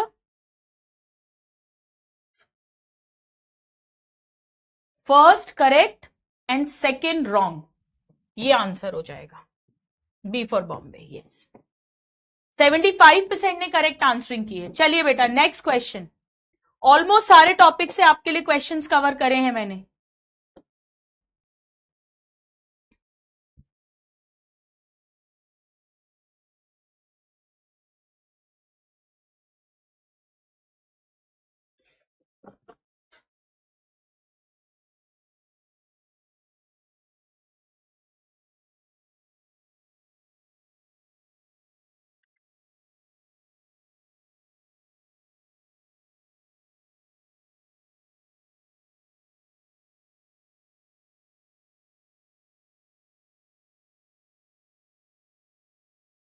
Okay, so which of the following are correct about blood vessels? Tunica intima अंदर की लाइनिंग है, स्क्वैमस एंडोथीलियम होगी। ट्यूनिका मीडिया मिडिल लेयर है, इसमें स्मूथ मसल्स हैं, इलास्टिक फाइबर्स हैं। वेन्स की ट्यूनिका मीडिया थिकर है, नहीं बेटा, आर्टरीज की थिकर होती है, क्योंकि आर्टरीज का ल्यूमन नैरो है, मसल ज्यादा है, ज्यादा प्रेशर से ब्लड पंप करना है, पीछे पंपिंग ऑर्गन है। तो वेन्स में तो नहीं होता है, और हमसे करेक्ट पूछा है, तो ये तो पक्का आंसर्स नहीं हो सकते हैं। ठीक है, नाउ ट्यूनिका एक्सटर्नल लेयर है, ये भी करेक्ट है। एपिथीलियम को ही एंडोथीलियम कहते हैं हम, स्क्वैमस एंडोथीलियम मतलब simple squamous epithelium of blood capillaries. तो इसका आंसर हो जाएगा ऑप्शन ए। 50% ने करेक्ट आंसरिंग की है, वेरी गुड बेटा। चलो नेक्स्ट क्वेश्चन।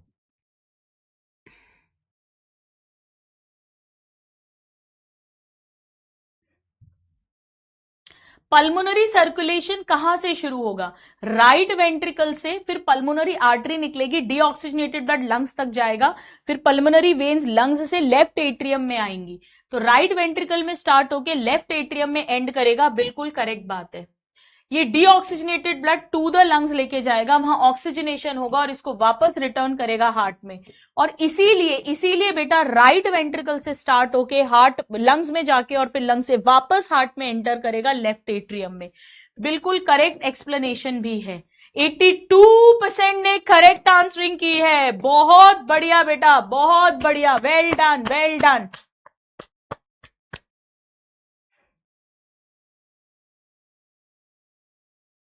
चलो, राइट वेंट्रिकल जो है, राइट वेंट्रिकल इसके पास deoxygenated blood from the body नहीं आता, वो तो राइट एट्रियम के पास आता है, राइट एट्रियम के पास आता है, तो डी का 2 हो जाएगा।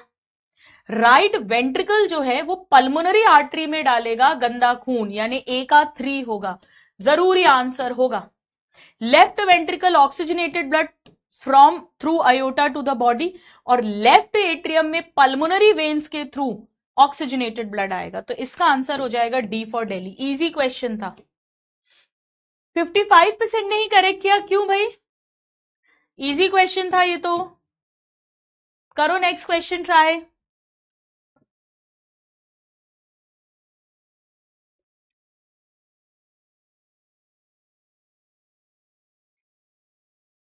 करिए ट्राई बेटा।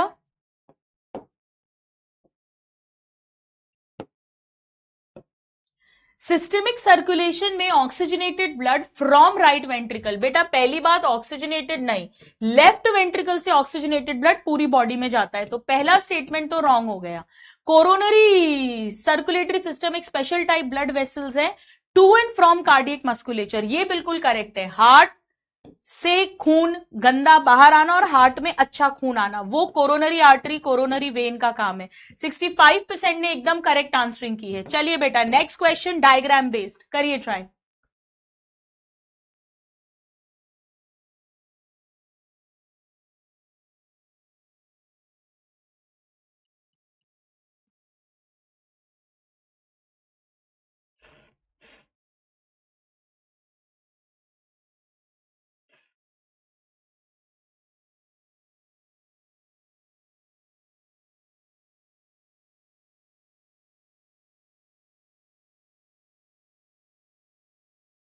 Okay,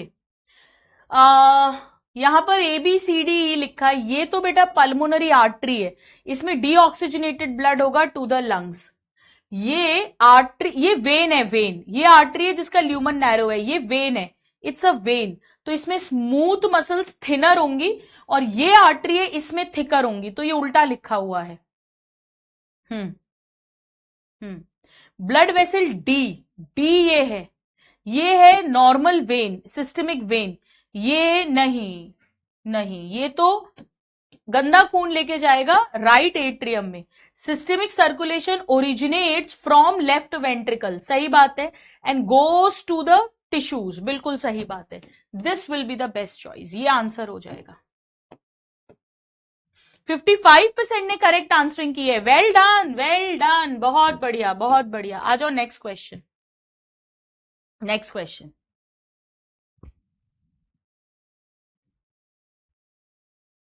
hepatic portal system intestine से लिवर में लेके जाएगा before it is delivered to systemic circulation, बिल्कुल करेक्ट है।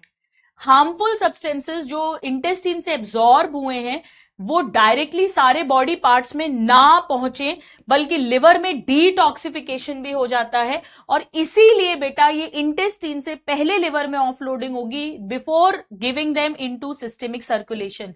So this is the correct answer. 65% ने एकदम करेक्ट आंसरिंग भी की है, वेरी गुड। चलो बेटा next question.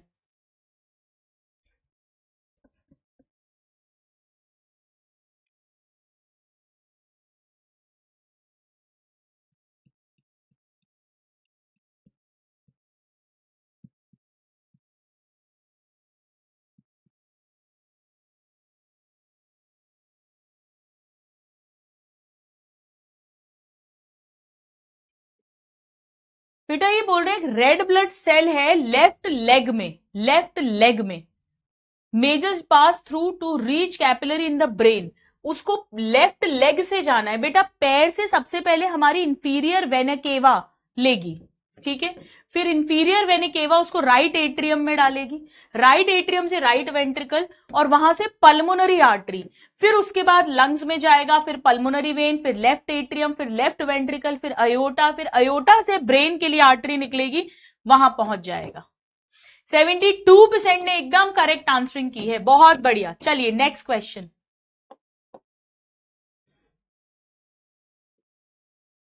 Next question,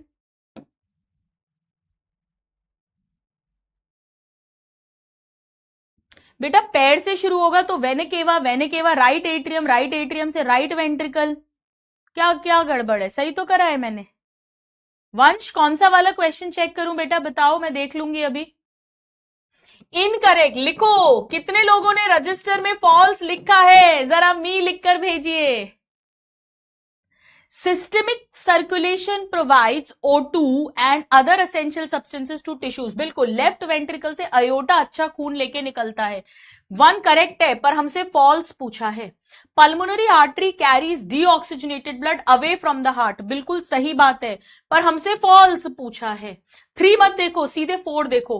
pulmonary veins carry oxygenated blood towards left atrium यानी हार्ट, करेक्ट, पर हमसे फॉल्स पूछा है।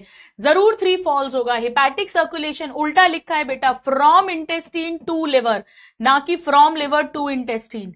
45% ने करेक्ट आंसरिंग की है। बेटा कौन सा क्वेश्चन देखूं? ये क्वेश्चन कह रहे हो क्या आप लोग? बेटा लेफ्ट लेग के अंदर यही क्वेश्चन कह रहे हो क्या? पहले ये बताओ, पहले ये बताओ, क्या यही क्वेश्चन कह रहे हो? रॉन्ग। यस लिख के भेजो अगर यही क्वेश्चन कह रहे हो। जल्दी बेटा, टाइम नहीं है वेस्ट करने के लिए। यही कह रहे हो बेटा? पैर में है तो वेन में ही तो जाएगा।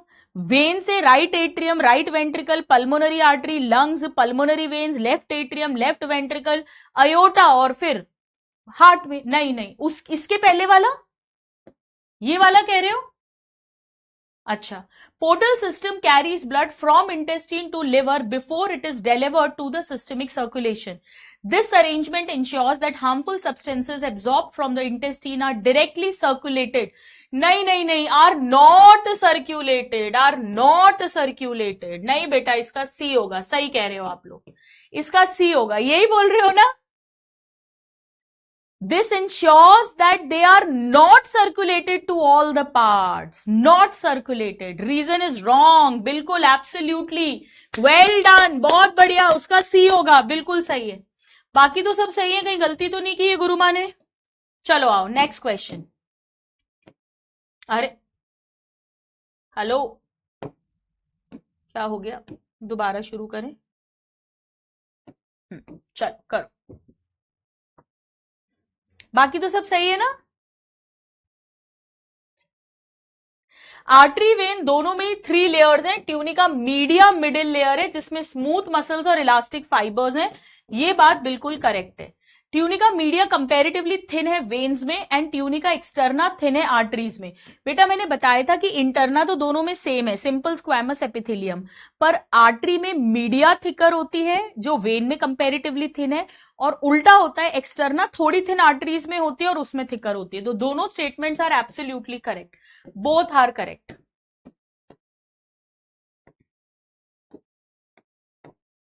62% ने एकदम करेक्ट आंसरिंग की है। चलिए बेटा नेक्स्ट क्वेश्चन। बहुत बढ़िया आंसरिंग कर रहे हो आप लोग, 50% के ऊपर ही है सारे के सारे क्वेश्चंस, आपने जो भी आंसर करें। Oh sorry sorry sorry sorry sorry sorry, deoxygenated blood but not pump it.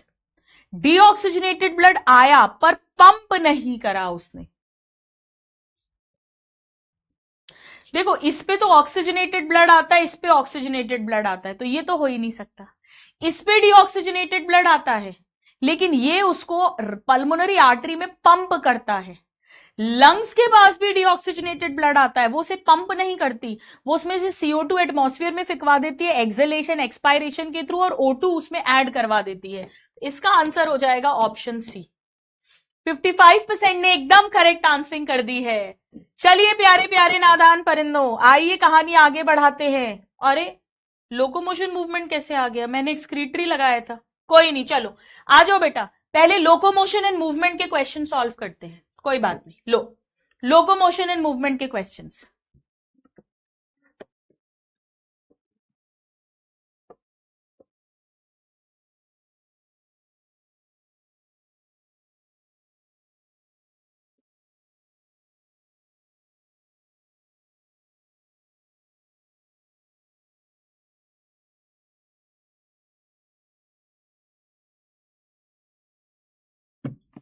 हाँ जी, इन्फ्लेमेशन ऑफ जॉइंट्स किस में होता है? आर्थराइटिस में होगा, बिल्कुल होगा, 1 में तो होगा ही होगा। गाउट भी याद है, मैंने कहा था गाउटी आर्थराइटिस है, कितने स्टूडेंट्स को याद है? मैंने आपको बोला था कि आर्थराइटिस 3 तरह का होता है, अगर आपको याद हो, osteoarthritis, rheumatoid arthritis and gouty arthritis. तो ये भी आर्थराइटिस है, यहां भी इंफ्लेमेशन ऑफ जॉइंट्स होता है। तो 1 और 3 तो पक्का होंगे। ऑस्टियोपोरोसिस में, इसमें तो डीकैल्सिफिकेशन होता है, कैल्शियम निकलता है तो हड्डियां पोली पड़ती हैं, इसमें जॉइंट्स का रोल नहीं है, इसमें जॉइंट्स का रोल नहीं है बेटा। तो 1 और 3 हो जाएगा। और टेटनी के अंदर भी लो कैल्शियम होता है, हाइपोकैल्सीमिया होता है, उसके कारण मसल्स का स्पाजम होता है, मसल्स का। 40% ने करेक्ट किया है। चलो नेक्स्ट क्वेश्चन।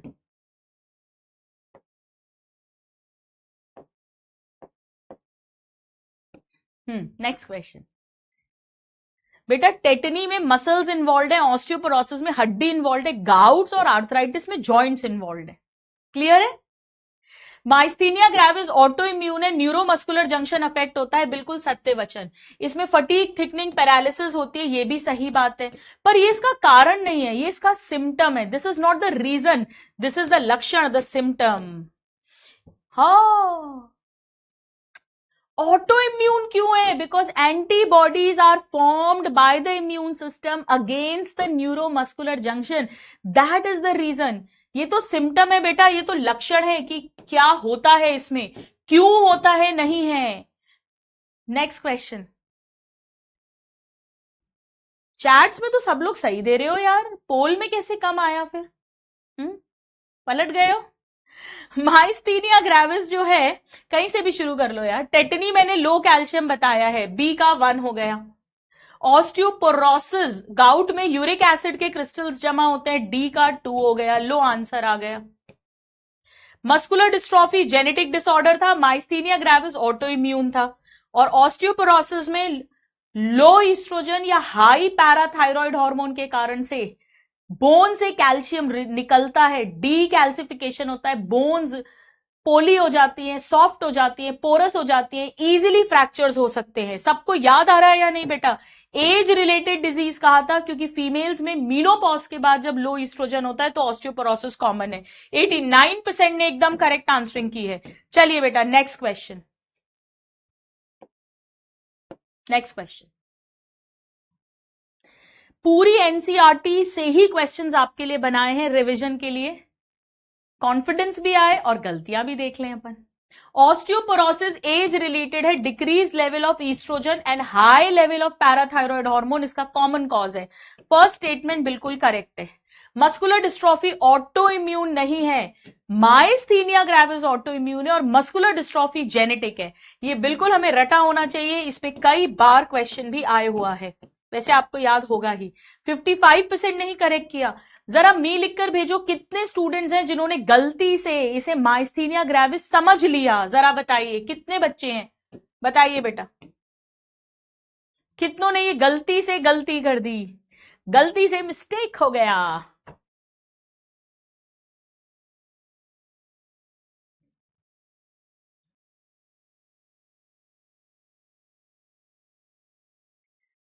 देखो कितने सारे मी लिख कर आ रहे हैं समरीन, ललिता, योगिता, रश्मि, अभिषेक, पुष्पक, कनिष्का। बेटा यही तो मैं कह रही हूं, और थोड़ा फोकस के साथ अपने को रीड करना है, रीड करते टाइम याद करना है। मस्कुलर, अब तो लिख लो, मस्कुलर डिस्ट्रॉफी माइस्थीनिया ग्रेविस रटा होना चाहिए, माइस्थीनिया ग्रेविस ऑटो इम्यून है, मस्कुलर डिस्ट्रॉफी जेनेटिक है। अच्छा चलो इतना ही लेसन ले लो इस क्वेश्चन से कि जब भी इन 2 डिजीजेस पे से क्वेश्चन आएगा तो मैं थोड़ा केयरफुल होके और सोचूंगी, इतना ही ले लो, ठीक है? चलो बेटा टेटनी की बात कर रहे हैं, उसका ब्लड टेस्ट करवाया है तो कैल्शियम के लो लेवल्स आएंगे, सीधा सीधा आंसर आ जाएगा हमारा। 90% ने करेक्ट आंसरिंग की है, वेल डन, बहुत बढ़िया बेटा। Next question on your screen.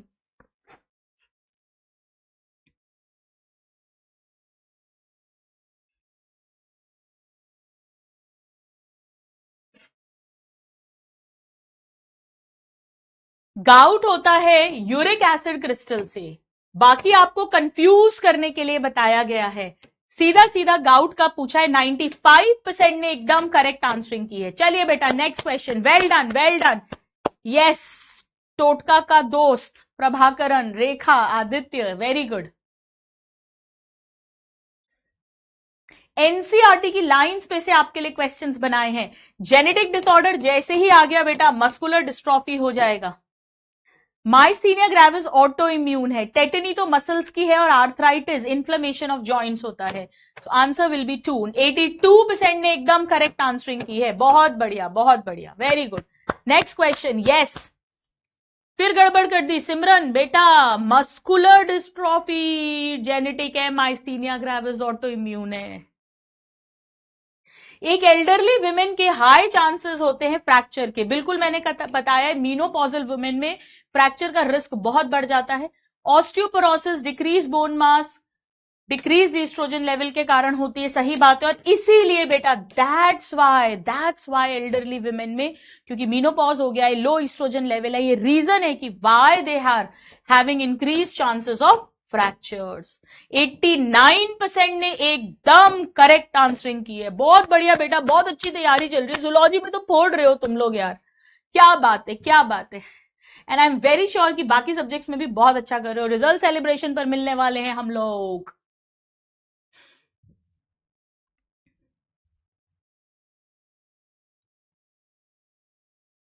आ रहा है कॉन्फिडेंस, आ रहा है, मजे आ रहे हैं। दैट्स वाई, हाँ Rekha, that's why. Not caused by any iron और मिनरल। बेटा टेटनी में लो कैल्शियम होता है, यहां पर भी डी कैल्सिफिकेशन ऑफ बोन होता है ना, डिक्रीज ईस्ट्रोजन या इंक्रीज पैराथायरॉयड हार्मोन के कारण। यहां पर भी यूरिक एसिड के क्रिस्टल्स जमा होते हैं, ये भी केमिकल है। ये ऑटो इम्यून है बेटा, ये ऑटो इम्यून है, ये ऑटो इम्यून है, इसका कोई लेना देना नहीं है।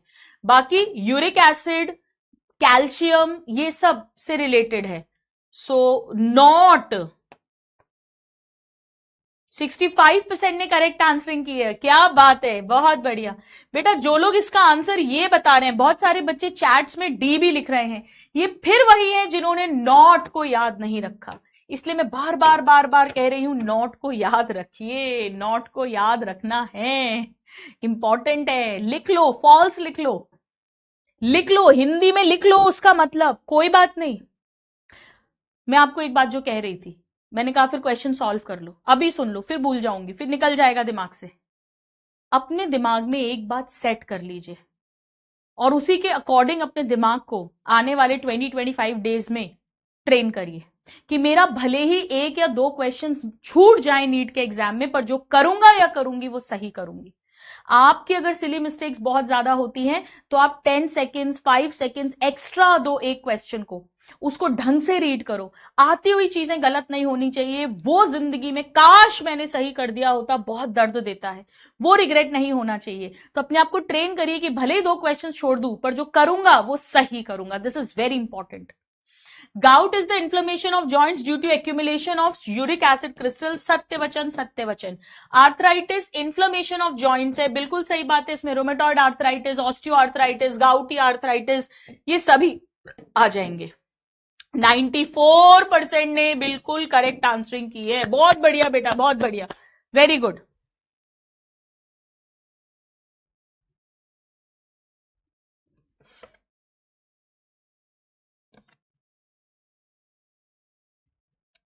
क्वेश्चन नंबर 4 में क्या गड़बड़ की थी? मैंने मैंने गड़बड़ कर दी कुछ? 1 2 3 4 नहीं, सही तो किया है। चल, सही तो किया है बेटा। देखो इसमें तो बिल्कुल मूवमेंट नहीं होगा, इसमें थोड़ा बहुत मूवमेंट होगा, इसमें बढ़िया मूवमेंट होगा, इसमें बिल्कुल मूवमेंट नहीं होगा। केवल 3 के अंदर कंसिडरेबल मूवमेंट होगा, 3 के अंदर। 70% ने करेक्ट आंसरिंग किया। बेटा याद है ना, फाइब्रस जॉइंट का एग्जांपल ही तो सूचर्स ऑफ द स्कल है। कार्टिलेजिनस जॉइंट में इंटरवर्टिब्रल डिस्क और प्यूबिक सिम्फाइसिस, याद आ रहा है या नहीं सबको? चलो next question.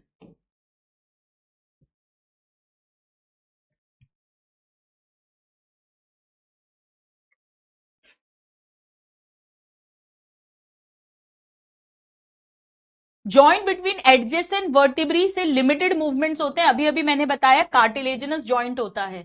Bones are joint together with the help of cartilages. और इसीलिए लिमिटेड मूवमेंट है बेटा, that's why there is limited movement, that's why there is limited movement. इसीलिए लिमिटेड मूवमेंट होता है। 72% ने करेक्ट आंसरिंग की है। चलिए बेटा नेक्स्ट क्वेश्चन। नाउ जॉइंट्स बहुत ज्यादा इंपॉर्टेंट है और टाइप्स ऑफ साइनोवियल जॉइंट्स भी बहुत ज्यादा इंपॉर्टेंट है। बेटा कार्टिलेज से जॉइंट है इसीलिए लिमिटेड मूवमेंट होता है। Ball and socket joint humerus और पेक्टोरल गर्डल के बीच and femur and pelvic girdle के बीच, यानी shoulder joint and hip joint. A का 3, ये लो आंसर आ गया एक झटके में। हिंज जॉइंट नी जॉइंट होता है और एल्बो जॉइंट होता है और इंटरफैलेंजियल जॉइंट होता है। पिवट जॉइंट एटलस एक्सिस के बीच का है, C1 C2 के बीच का, ये है पिवट जॉइंट। और gliding joint between carpals and between tarsals होता है। जॉइंट्स बहुत इंपॉर्टेंट टॉपिक है। All 3 types of joints and synovial joints में भी उनके टाइप्स। 90% ने करेक्ट आंसरिंग की है। चलिए नेक्स्ट क्वेश्चन। फोर्थ क्वेश्चन में किसी और को भी गड़बड़ लग रही है क्या लोकोमोशन वाले में? किस किस को गड़बड़ लग रही है तो मैं चेक कर देती हूं, एक बार आप बोलोगे तो कोई प्रॉब्लम नहीं है।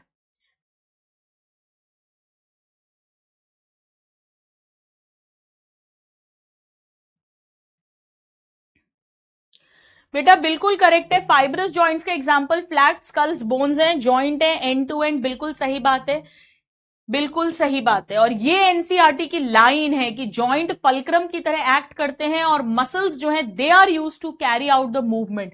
मूवमेंट अल्टीमेटली मसल से ही होता है। एनसीईआरटी की लाइन है जॉइंट्स के अंदर। So both are absolutely correct. 90% ने करेक्ट आंसरिंग की है।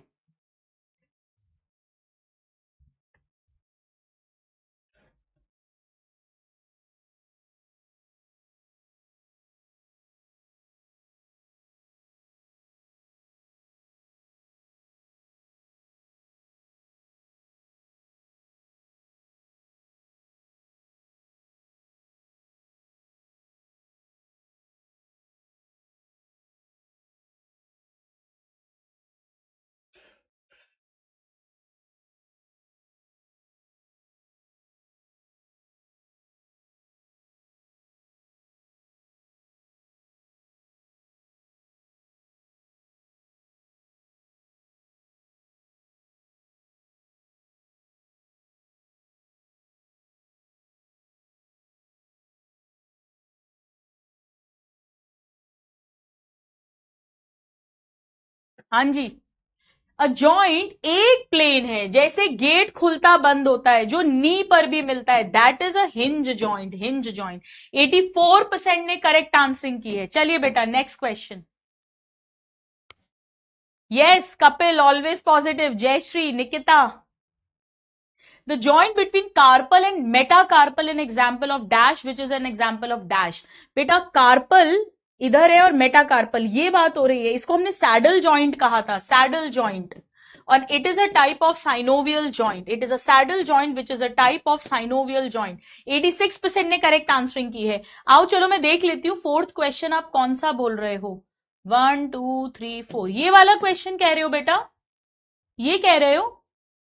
इसमें क्या प्रॉब्लम है बताइए, बताओ बेटा इसमें क्या प्रॉब्लम है फोर्थ वाले में? ये एनसीईआरटी की लाइन है, it is an age related disorder.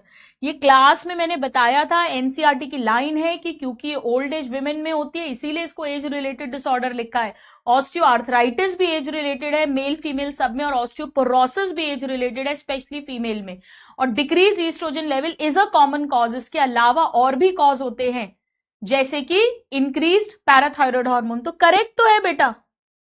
किसको प्रॉब्लम थी? यहां पे कोई बार बार लिख रहा था मैम फोर्थ क्वेश्चन देख लो। नो प्रॉब्लम, ठीक है चलो वेरी गुड। ठीक है कोई बात नहीं, अपन ने देख लिया, कोई बात नहीं है।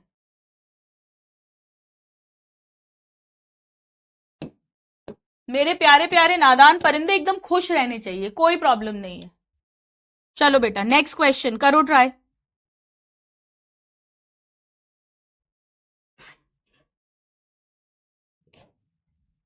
Does not allow any movement. बेटा फाइब्रस में कोई मूवमेंट नहीं है, कार्टिलेजिनस में लिमिटेड मूवमेंट होता है ना?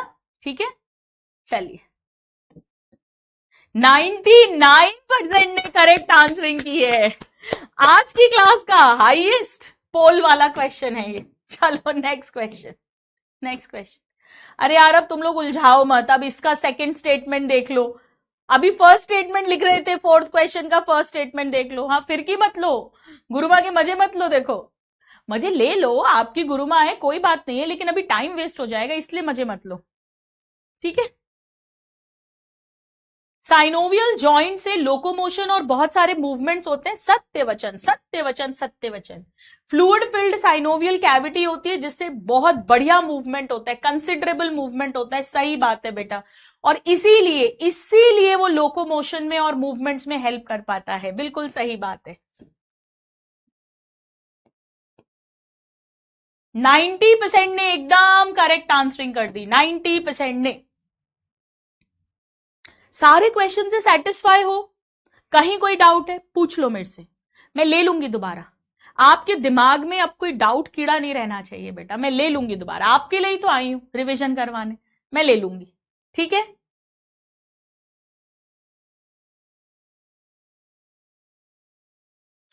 क्या लिखा है? निकिता, सोचने में भी दिक्कत हो रही है, इतना पैसा है। पैसा, तू पैसा पैसा करती है भाई, पैसे पे क्यों मरती है। आप बारिश कर दूं पैसे की, जो तू हो जाए मेरी। ये अपन नीट के एग्जाम के लिए बोल रहे हैं। आप बारिश कर दूं पैसे की, जो तू हो जाए मेरी, तू पैसा पैसा। वैसे पैसा बहुत इंपॉर्टेंट है, money is very important in your life. Financially free होना बहुत जरूरी है, तभी आप लाइफ को एक्सप्लोर कर पाएंगे, अपने जीवन को जी पाएंगे, इवॉल्व हो पाएंगे, कुछ नया सीख पाएंगे, अपने मन की कर पाएंगे। ये तो सत्य वचन है। चलो, करेक्टली मैच्ड बोला है बेटा, एटलस और एक्सिस पिवट जॉइंट है। सत्य वचन, सत्य वचन। वर्टिब्री के बीच में कार्टिलेजिनस जॉइंट होता है, तो 2 बिल्कुल रॉन्ग है, 2 रॉन्ग है। 3 मत देखो, सीधे 4 देखो। Between carpals and between tarsals gliding joint है। सैडल जॉइंट तो कार्पल और मेटाकार्पल ऑफ थंब के बीच में होता है, तो 4 रॉन्ग है। यानी ह्यूमरस, ये बॉल एंड सॉकेट जॉइंट हो गया शोल्डर वाला, तो इसका आंसर भी ए हो गया। 50% नहीं करेक्ट किया, क्यों?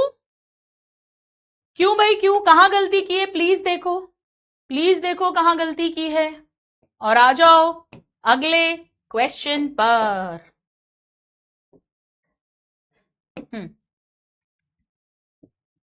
करिए नेक्स्ट क्वेश्चन ट्राई।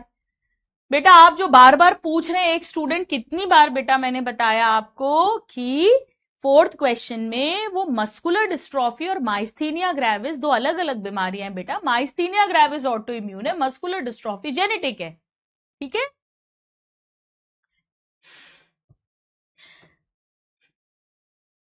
बेटा पहली बात तो ये है कि सूचर्स जो है वो फाइब्रस जॉइंट है, सूचर्स तो फाइब्रस जॉइंट है, सूचर्स तो फाइब्रस जॉइंट है। बेटा एनसीईआरटी में क्लियरली लिखा है कि joints are point of contact between bones and between bones and cartilage. कितने स्टूडेंट्स को यह बात याद आ रही है बताइए? एनसीईआरटी की लाइन है। अपन तो हमेशा यही समझते जॉइंट मतलब दो बोन्स के बीच में, जोड़ मतलब ये दो बोन्स के बीच में। नहीं बेटा, नहीं नहीं नहीं, ये 38% बच्चों ने गच्चा खाया है, 38%। अब बदलो मत, पलटो मत, पलटो मत, पलटो मत, पलटो मत, इतनी जल्दी नहीं पलटना अपन। सिमरन है क्या? सिमरन से भी तेज पलटते हो आप लोग तो।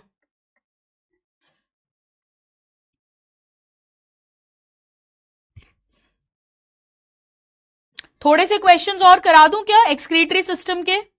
बोलो, लाई तो हूं आपके लिए, करोगे? चलो आओ थोड़े से कर लेते हैं यार, जितना हो जाए, ठीक है। लाई तो बहुत सारे हूं एक्सक्रीटरी सिस्टम के, पर जितने हो जाएं, बाकी अगली क्लास में कर लेंगे। चल आ जाओ, ये लो पहला क्वेश्चन।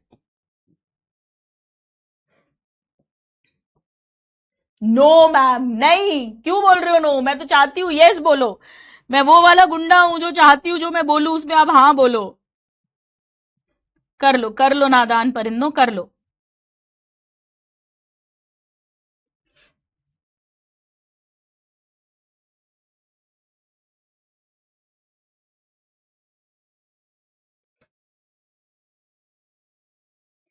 होने दो थोड़ी बेइज्जती अपनी, थोड़ी बेइज्जती होने दो, होने दो गलत। दिल पे जब चोट पहुंचती है, वो कहते हैं ना, a heart opens when it breaks, तो अपना दिल टूटने दो। गलत आंसर आने दो, थोड़ी शर्म आने दो, ताकि थोड़ा पढ़ाई में और फोकस हो जाए। चलो, ह्यूमन किडनी के बारे में करेक्ट बताना है। किडनी T12 और L3 के बीच में है। सत्य वचन, सत्य वचन, सत्य वचन। हाइलम एक नॉच है अंदर कॉन्केव साइड में, बिल्कुल सही बात है। एक एक वर्ड पढ़ो, एक एक वर्ड पढ़ो, बिल्कुल सही बात है। 3 मत देखो, सीधे 4 देखो। कॉर्टेक्स बिटवीन मेड्यूलरी पिरामिड, उन्हें कॉलम ऑफ बर्टिनी कहते हैं, सत्य वचन। यानी ये सभी बिल्कुल करेक्ट है, सभी बिल्कुल करेक्ट है। 80% ने एकदम सही आंसरिंग कर दी है। हाँ, ये कहावत है ना कि दिल जब टूटता है तो खुल जाता है। हाँ, आपका दिल टूटा है क्या गुरु माँ? बस यही दिमाग है। आपकी लव मैरिज है, आपके बच्चे हैं, सर क्या करते हैं? अरे भाई, इन सब से थोड़ी ना तुमको नीट में नंबर मिलेंगे। यही पूछो। यकीन 3.0 वाले, आई कम फ्रॉम 3.0। हेलो, कल प्लांट फिजियोलॉजी पढ़ ली कि नहीं पढ़ ली? बताओ जरा 3.0 वाले नादान परिंदो। मालपीगियन कॉर्पस्कल यानी ग्लोमेरुलस प्लस बोमन कैप्सूल। फिर उसके बाद PCT DCT are situated in the cortical region, बिल्कुल सही बात है, ये सब कॉर्टिकल रीजन में ही होता है। Loop of Henley dips into medulla, ये भी सही बात है, पर इन दोनों का आपस में कोई लेना देना नहीं है। इसका आंसर बी फॉर बॉम्बे हो जाएगा। 82% ने एकदम करेक्ट आंसरिंग भी कर दी है। चलिए नेक्स्ट क्वेश्चन। मैं थोड़ा साइड हो जाती हूं। ये देखो। चलो एक काम करो, एक बार सिलेक्ट हो जाओ, फिर एक दिन बैठकर मैं अपनी जिंदगी की सारी कहानी सुख दुख की आपको सुना दूंगी। चैलेंजेस तो बहुत हुए हैं बेटा लाइफ में, बहुत चैलेंजेस हुए हैं, but I been lucky in love, very very lucky, touchwood. तो वहां कभी कोई चैलेंज नहीं हुआ।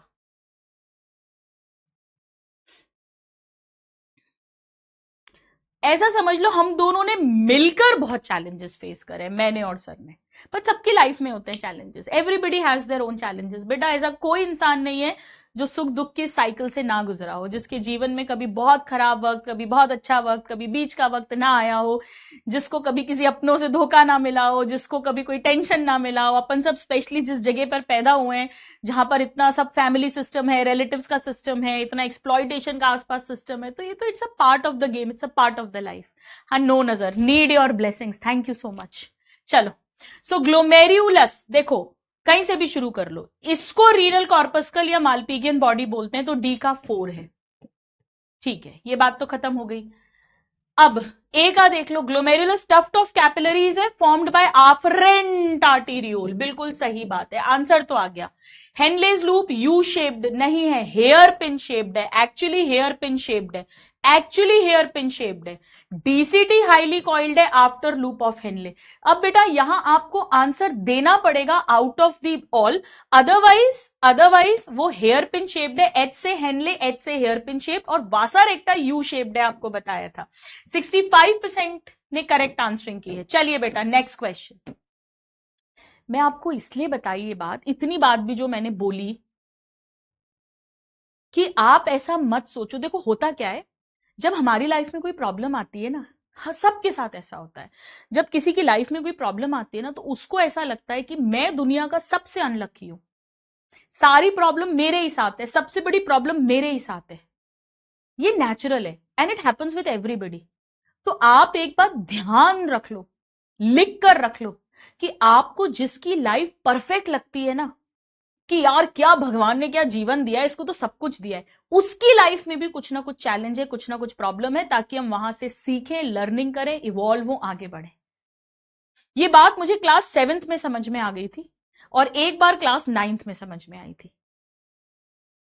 7th क्लास, चलो अभी मैं ज्यादा टाइम आपका वेस्ट नहीं करूंगी, किसी और दिन बताऊंगी। वहां पर मैंने ऐसे लोगों को देखा था जो मुझे आइडियल लगते थे, मुझे लगता था वाओ इनकी तो परफेक्ट लाइफ है यार, और फिर मुझे पता चला कि उनकी लाइफ में भी बहुत सारी प्रॉब्लम्स थी, और वो एक अंडरस्टैंडिंग मेरे अंदर आ गई थी कि नोबडी इज परफेक्ट। देखो, या तो आप पूर्ण संत हो जाओ,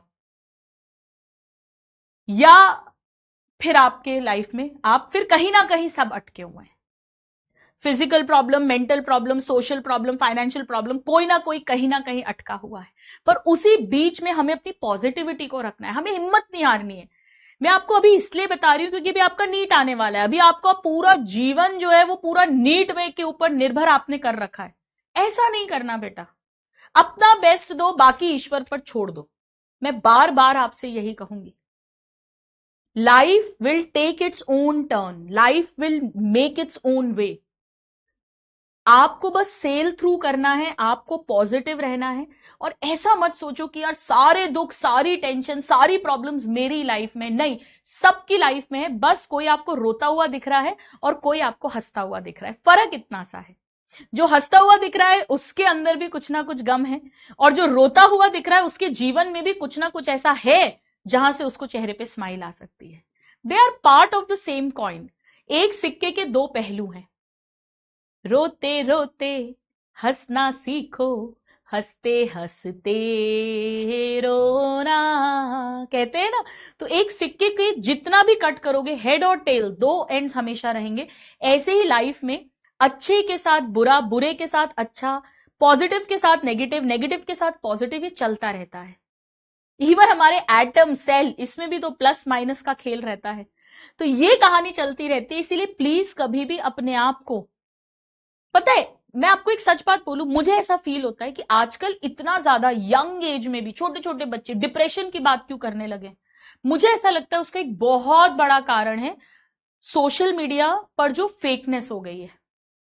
आप देखते हो सोशल मीडिया पे एक दिन पहले किसी की परफेक्ट मैरिज दिख रही होती है और अगले दिन सीधे डिवोर्स की खबरें आती हैं। तो ये जो इतनी फेकनेस हो गई है ना, आपको ऐसा लगता है सोशल मीडिया देखकर, अरे यार मेरे अलावा तो सारे लोग एंजॉय कर रहे हैं, मेरे अलावा तो सब मजे कर रहे हैं, मेरे अलावा सब खुश हैं। ऐसा नहीं है। इसीलिए प्लीज, जो भी सेलिब्रिटीज हैं, इन्फ्लुएंसर्स हैं, जिनको भी आप अपना आइडियल्स मानते हैं, आप सब कुछ सच मत मानिए। उनकी लाइफ में भी कहीं ना कहीं प्रॉब्लम्स है। हाँ, वो उसके बाद में भी पॉजिटिविटी जनरेट कर रहे हैं, ये बहुत अच्छी बात है, हैट्स ऑफ टू देम, उनसे उतना सीख लो आप। But don't ever believe that their lives are perfect. Nobody's life is perfect, nobody is perfect in this world. You have to constantly learn, evolve, get lessons. उस बीच में आप hurt भी होगे, आप कहीं अप्रिशिएट करोगे खुद को, और कहीं खुद को मारने का मन करेगा, यार तूने ऐसा क्यों करा, तूने उस पर बिलीव क्यों करा, तूने फिर धोखा खाया। ये भी चीजें होंगी, ये सब होता रहेगा। It's a process of evolution. Life is your first priority. जीवित रहो तो सब आगे कहानी बढ़ती जाएगी। बट हाँ, ये सच बात है, मैंने फील करा है, क्योंकि आप 1-1.5 घंटा, मतलब आधा पौन घंटा कभी ऐसे सोशल मीडिया में बहुत ज्यादा देख लूं तो मुझे ही लगने लग जाता है यार, अरे बाप रे यार, सब कितने एक्टिव हैं यार, मैं तो कुछ डालती नहीं हूं। तो मतलब हम जैसे लोग जो इतने एक लेवल पर मैच्योरिटी हो गई है, एक लेवल पर लाइफ को देख लिया है, जब उन्हें ही ऐसे विचार आ जाते हैं, और ये मैं अपनी बात नहीं कर रही हूं, इवन हम डॉक्टर्स जब अपने ओटी रूम में बैठते हैं और बातें करते हैं, तो कई बार मतलब कुछ डॉक्टर्स, सीनियर सर्जन्स मैंने देखा है जो एकदम से बोलते हैं, अरे यार अपन तो कुछ एक्टिव ही नहीं है, उसको देखो, इसको देखो, उसके पेशेंट शायद ज्यादा आ रहे होंगे, वो कितना पॉपुलर हो गया। तो ये सब चीजें ना, लेकिन हमारे और आप में डिफरेंस क्या हो जाता है कि हम उस चीज को प्रोसेस कर लेते हैं। वो हमें 2 मिनट, 3 मिनट, 5 मिनट विचार आएगा, फिर हम उसे काट देंगे, अरे नहीं यार अपना काम है, अपन ऐसे ऐसे कर रहे हैं, ये स्टेबल रहना ज्यादा इंपॉर्टेंट है। तो हमारे पास वो एक्सपीरियंस है तो हम उसे प्रोसेस कर लेते हैं। आप छोटे बच्चे हो तो आप प्रोसेस नहीं कर पाते हो, आप उसको पूरा का पूरा जो है सच मान लेते हो। तो प्लीज इस बात को सत्य मत मानिए, किसी का भी जीवन परिपूर्ण नहीं है, किसी का भी जीवन परफेक्ट नहीं है। सबकी लाइफ में कहीं ना कहीं से प्रॉब्लम्स रही है, आज भी है, आगे भी बदलती रहेंगी, सिर्फ स्वरूप बदलेगा, पर पॉजिटिव के साथ नेगेटिव चलता रहता है। उसी को हैंडल करना है, उसी बीच में जीना है, उसी बीच में हंसना है, उसी बीच में खुश रहना सीखना है ना? ठीक है मेरे सभी नादान परिंदे, कभी भी नेगेटिव नहीं सोचेंगे, कभी भी कोशिश करके। नेगेटिविटी तो आएगी, इसीलिए तो बोलती हूँ 4x4 टेक्निक करो, नाम जप करो, अपने इष्ट से जुड़ो बेटा, अपना इनर कंपस एक्टिवेट करो, वही आपको सही रास्ता दिखा सकता है। ओटी मतलब operation theatre. Blood from glomerulus is carried away by efferent arteriole. बिल्कुल सही बात है। Efferent arteriole emerging from glomerulus forms peritubular capillary network, ये भी सही बात है।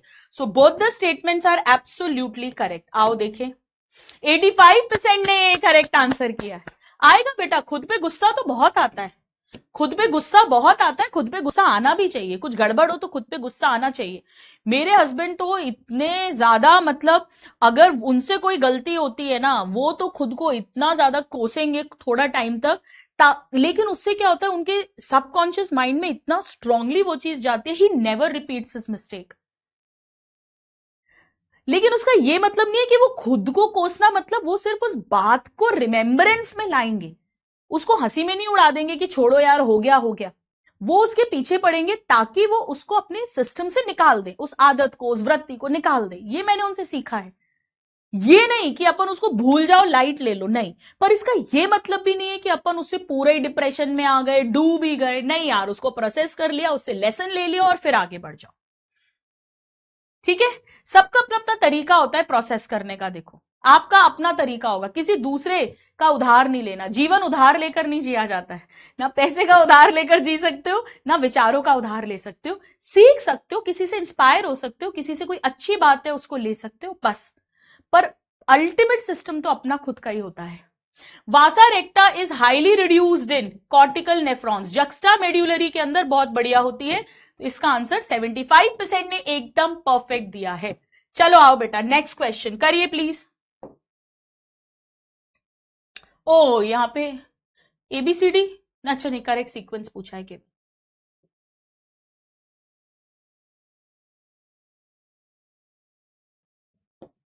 करो बेटा।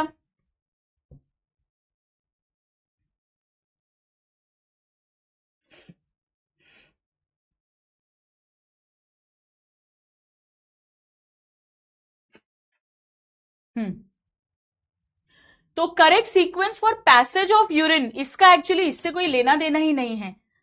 तो पैसेज ऑफ यूरिन, तो सबसे पहले कैलिक्स, कॉर्टेक्स से मड्यूला से कैलिक्स से यूरेटर। देखो बेटा, यूरिन जो बन रही है वो नेफ्रॉन में बन रही है ना। तो नेफ्रॉन का कॉर्टेक्स पार्ट है और नेफ्रॉन का जो है वो भी है अपना मेड्यूला पार्ट है। तो कॉर्टिकल पार्ट यानी डीसीटी पीसीटी वो सब कॉर्टिकल पार्ट में है। मेड्यूलरी पार्ट में फिर कलेक्टिंग डक्ट आ गई, फिर वहां से कैलिक्स में जाएगा, माइनर कैलिक्स, फिर मेजर कैलिक्स, फिर रीनल पेल्विस में आएगा, फिर वहां से यूरेटर पे जाएगा, फिर यूरिनरी ब्लैडर और फिर यूरेथ्रा पे जाएगा। तो ये तो उल्टा लिखा हुआ है, ये भी उल्टा सीधा लिखा हुआ है।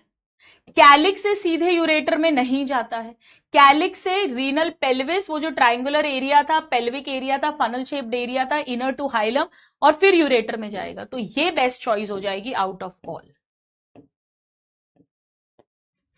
50% ने ऑलमोस्ट, 45% ने करेक्ट आंसरिंग किए। चलिए next question, next question. Yes Sagar, बिल्कुल करेक्ट आंसरिंग कर रहे हो।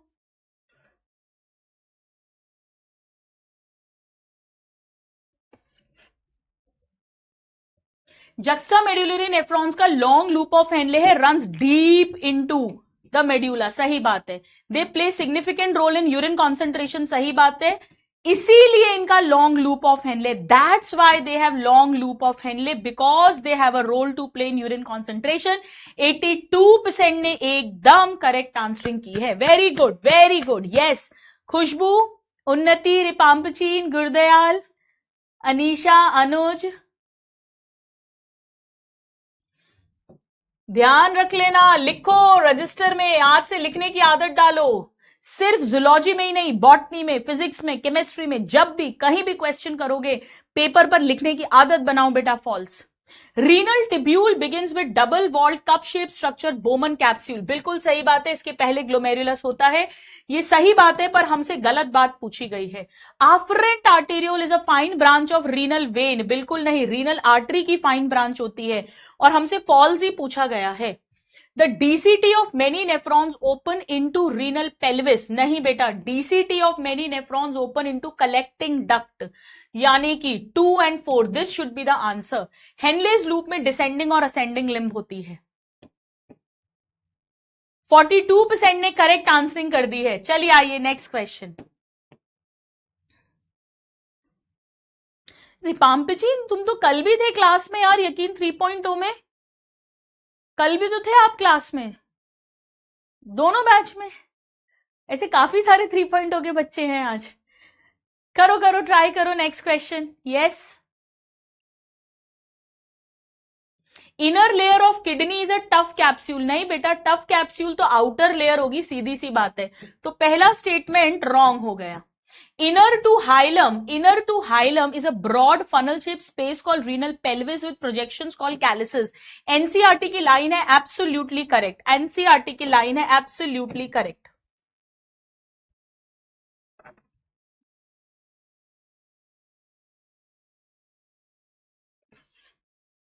चलिए आइए नेक्स्ट क्वेश्चन। 60% ने करेक्ट आंसरिंग भी की है। चलो बेटा नेक्स्ट क्वेश्चन करो ट्राई ध्यान से। पांडे, वंशिका, हाँ 3.0 मुझे याद है, बहुत सारे नादान परिंदे दिख रहे हैं मेरे।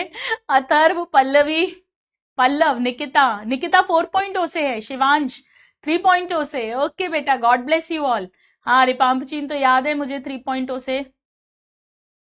सी करेक्ट था, हाँ बिल्कुल। एसपी पांडे, एसपी पांडे, मुझे इतना बुलाने में भी शर्म आ रही है, ऐसा लग रहा है एसपी सर को मैं ऐसे एसपी पांडे बुला रही हूँ। Superintendent of police. नहीं, I am very sure SP का फुल फॉर्म होगा बेटा, गॉड ब्लेस यू, है ना, बस मजाक में मस्ती में बोला है। अथर्व भी है, अथर्व का नाम याद है बिल्कुल। राशिका, अंजलि, श्रुति, हाँ अच्छा एसपी श्रुति, हेलो श्रुति। धीरज भी 3.0 से, बिल्कुल याद है मुझे। सामिया 4.0 से, अरे 3.0, 3.0, 4.0, आई एम फ्रॉम आसाम। अरे एक और 4.0 निकला, 1.0। खुशी 4.0, 4.0, निराली 4.0 के बहुत बच्चे हैं यार। अरे वाह, 1.0 एक ने अभी लिखा, 2.0, 2.0 वाले तो हो गई, तुम लोग नहीं होगे तो कान खींचूंगी तुम्हारे। 1.0 आस्था। Hello hello. चलो, a unique feature of blood is the presence of capillary bed situated in what is the primary functional advantage। बेटा बताओ जरा इसका क्या काम था। ग्लोमेरुलस में कुछ देर खून ठहरता है ताकि प्रेशर बने, it's a high pressure capillary bed, ताकि ब्लड का फिल्टरेशन हो। So it helps in maintaining this.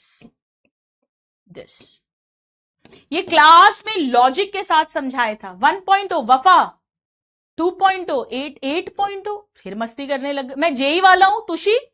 हाँ बहुत सारे आजकल जेई के स्टूडेंट्स, कल इनफैक्ट मैं एक रील देख रही थी इंस्टा पे, वो जेई के जो स्टूडेंट्स बाहर आते हैं और उनका रिव्यू लेते हैं, तो उसमें से एक ने लिखा कि मैं केमिस्ट्री का रील था, फैजल सर शायद गए थे वहां पर रिव्यू लेने के लिए, तो बच्चे ने लिखा था कि बहुत अच्छा गया सर, आपने जो पढ़ाया वो आया, और फिर उसने लिखा था कि अब मैं नीट का स्टूडेंट हूं वैसे, तो वो नीट भी दे रहा है। तो जेई वालों ने भी तगड़ा कंपटीशन कर दिया है, वो नीट भी देते हैं।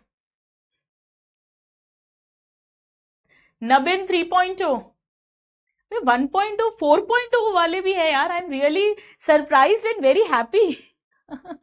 Love you all too. चलो, किसी का नाम नहीं ले पा रही हूँ, मतलब ज्यादातर का नाम नहीं ले पा रही हूँ, उसके लिए आई एम वेरी सॉरी। एक ने इन्फिनिटी वाला हूं मैम मैं, ऐसा भी लिखा यहां दिखा। नीट वाले जेई नहीं देते। अरे नीट वाले क्या बेचारे ज्यादातर मैथ से डरते हैं ना, कैलकुलेशन से डरते हैं, मैथ से डरते हैं, उनका बेचारों का फिजिक्स में ही वाट लगी रहती है नीट वाली। नीट की फिजिक्स ही उनको डराती रहती है, जेई तक कहां पहुंचेंगे वो। नादिरा भी 4.0 से, हेलो नादिरा। 6.0 से भी एक स्टूडेंट है। 10.0 वाले मस्ती कर रहे हैं। चलो हाइलम आओ बेटा, जल्दी जल्दी जल्दी। हाइलम एक नॉच है जहां से ब्लड वेसल्स वगैरह एंट्री करती है, ए का 2 हो जाएगा। लो खेल खत्म, लो आंसर आ गया। कैलिसिस जो है projections of the renal pelvis है, नेफ्रॉन फंक्शनल यूनिट है, मेड्यूलरी पिरामिड्स कोनिकल स्ट्रक्चर्स हैं, मेड्यूला के हैं। तो आंसर हो गया 1। 86% ने एकदम परफेक्ट आंसरिंग किया। आ जाओ बेटा नेक्स्ट क्वेश्चन। 5.0 से शायद वैष्णवी, मैं पूरा नाम नहीं देख पाई, I am sorry. Gauransh 1.0।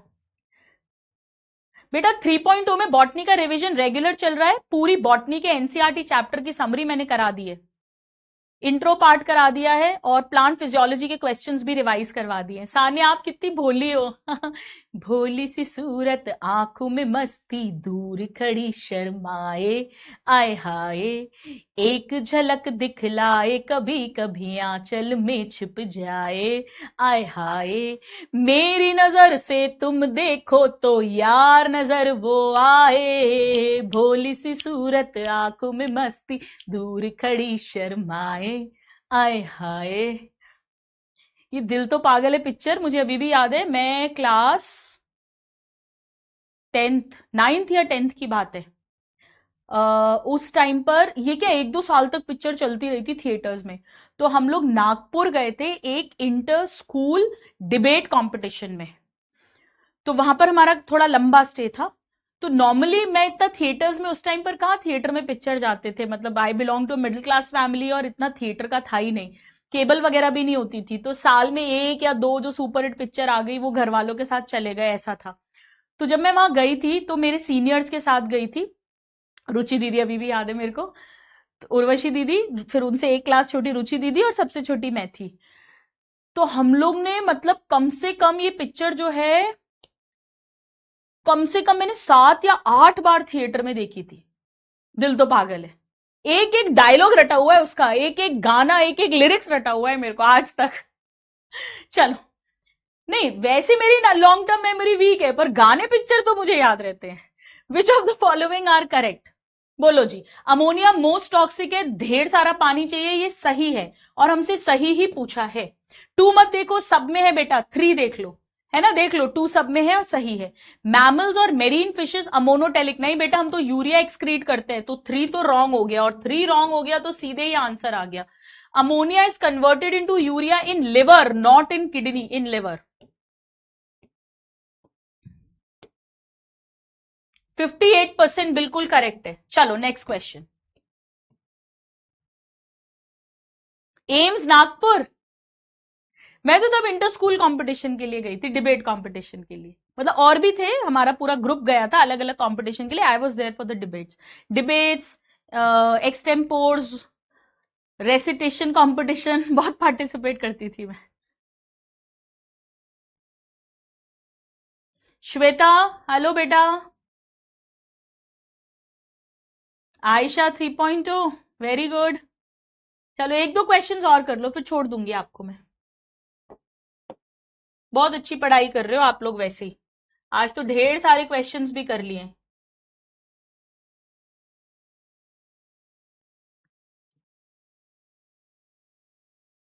3 questions और करा देती हूं, 3 क्वेश्चंस, ठीक है, 15 हो जाएंगे अपने एक्सक्रीटरी सिस्टम के।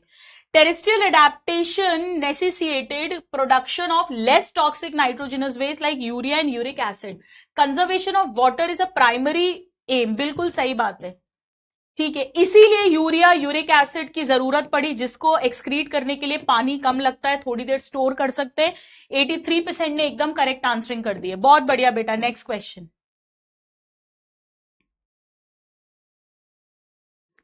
AIIMS Rishikesh, I am from Uganda. हाँ तुम लोग मस्ती कर रहे हो अब मेरे साथ में। प्रोटोनेफ्रीडिया, कहीं से भी शुरू कर लो बेटा। नेफ्रीडिया अर्थवर्म में होता है यानी एनेलिड्स में होता है, बी का 4 है। लो आंसर आ गया। प्रोटोनेफ्रीडिया, पी से प्रोटोनेफ्रीडिया, पी से प्लैटीहेलमिन्थस, पी से प्रोटोनेफ्रीडिया, पी से प्लैटीहेलमिन्थस। मालपीगियन टिब्यूल कॉकरोच यानी इंसेक्ट्स में होता है, और एंटिनल ग्लैंड्स या ग्रीन ग्लैंड्स क्रस्टेशिया के अंदर था, और कॉक्सल ग्लैंड्स अरैक्निडा में था। याद आ रहा है सबको? चलिए, सो 86% ने करेक्ट आंसरिंग की है। Well done, well done, well done, बहुत बढ़िया।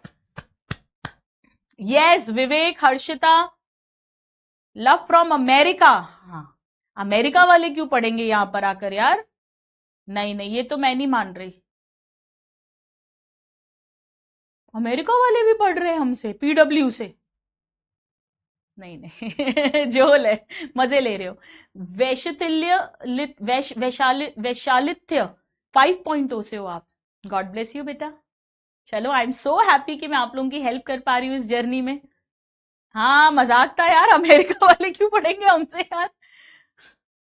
उनका पहली बात तो हमारा उनका इंग्लिश का एक्सेंट ही अलग है, और हम तो इंग्लिश में बोलते हैं, हिंदी इंग्लिश मिक्स बोलते हैं। चलो, ureotelic excrete urea which is from ammonia produce during metabolism. बोलो बेटा, सही या गलत? ओ ओ ओ ओ ओ ओ, सॉरी सॉरी सॉरी, ये है आपका क्वेश्चन। 1 minute, 1 minute. हाँ,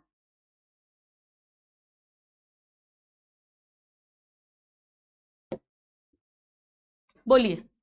हाँ, love from Bangladesh, yes, Bangladesh के बहुत सारे स्टूडेंट्स पढ़ते हैं, बिल्कुल पढ़ते हैं।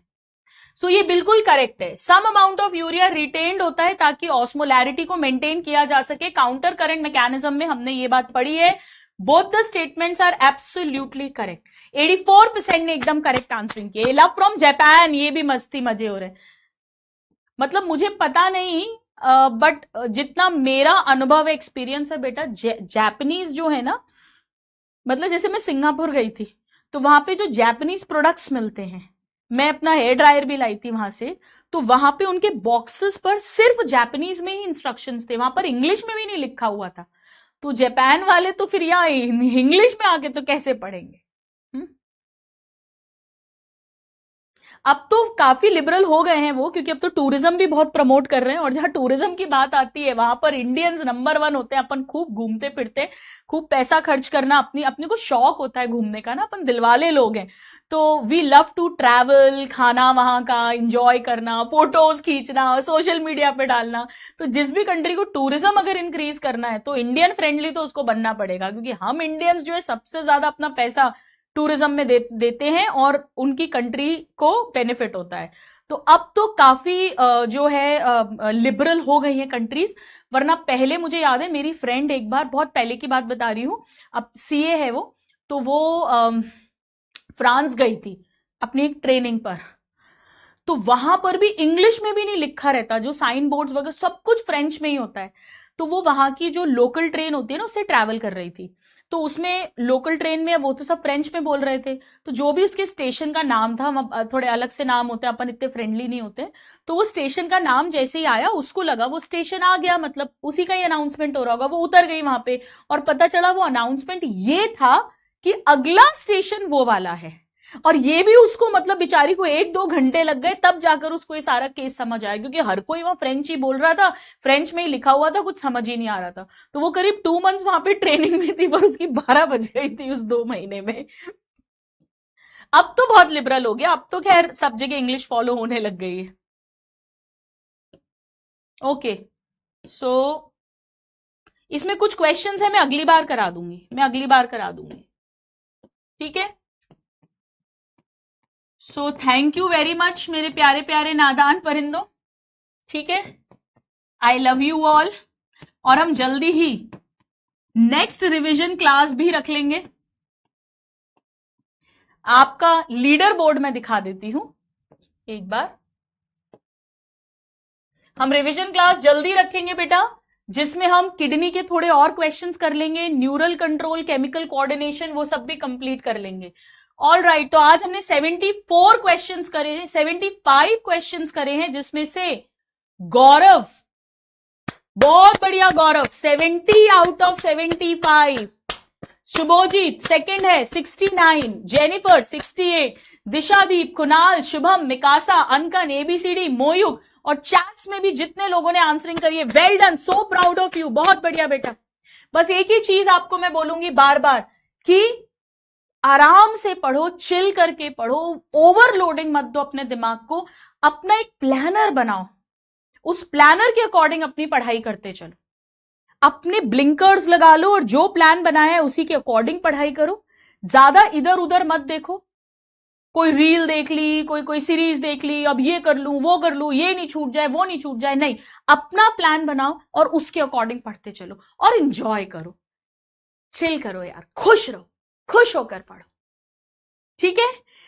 मुझे जरूर जरूर जरूर 2 मिनट आपके लगेंगे, बट मुझे बताइएगा ऐप पर कि रिवीजन क्लास कैसी लगी, आपके जो डाउट्स हो वो भी भेज देना, मैं सबको आंसर करने की पूरी पूरी कोशिश करूंगी। और अभी जैसा कुछ स्टूडेंट्स लिख रहे हैं कि गुरुमा कॉन्फिडेंस आ गया, बस यही मेरा मोटिव था क्लास लेने का, कि आपको कॉन्फिडेंस आ जाए।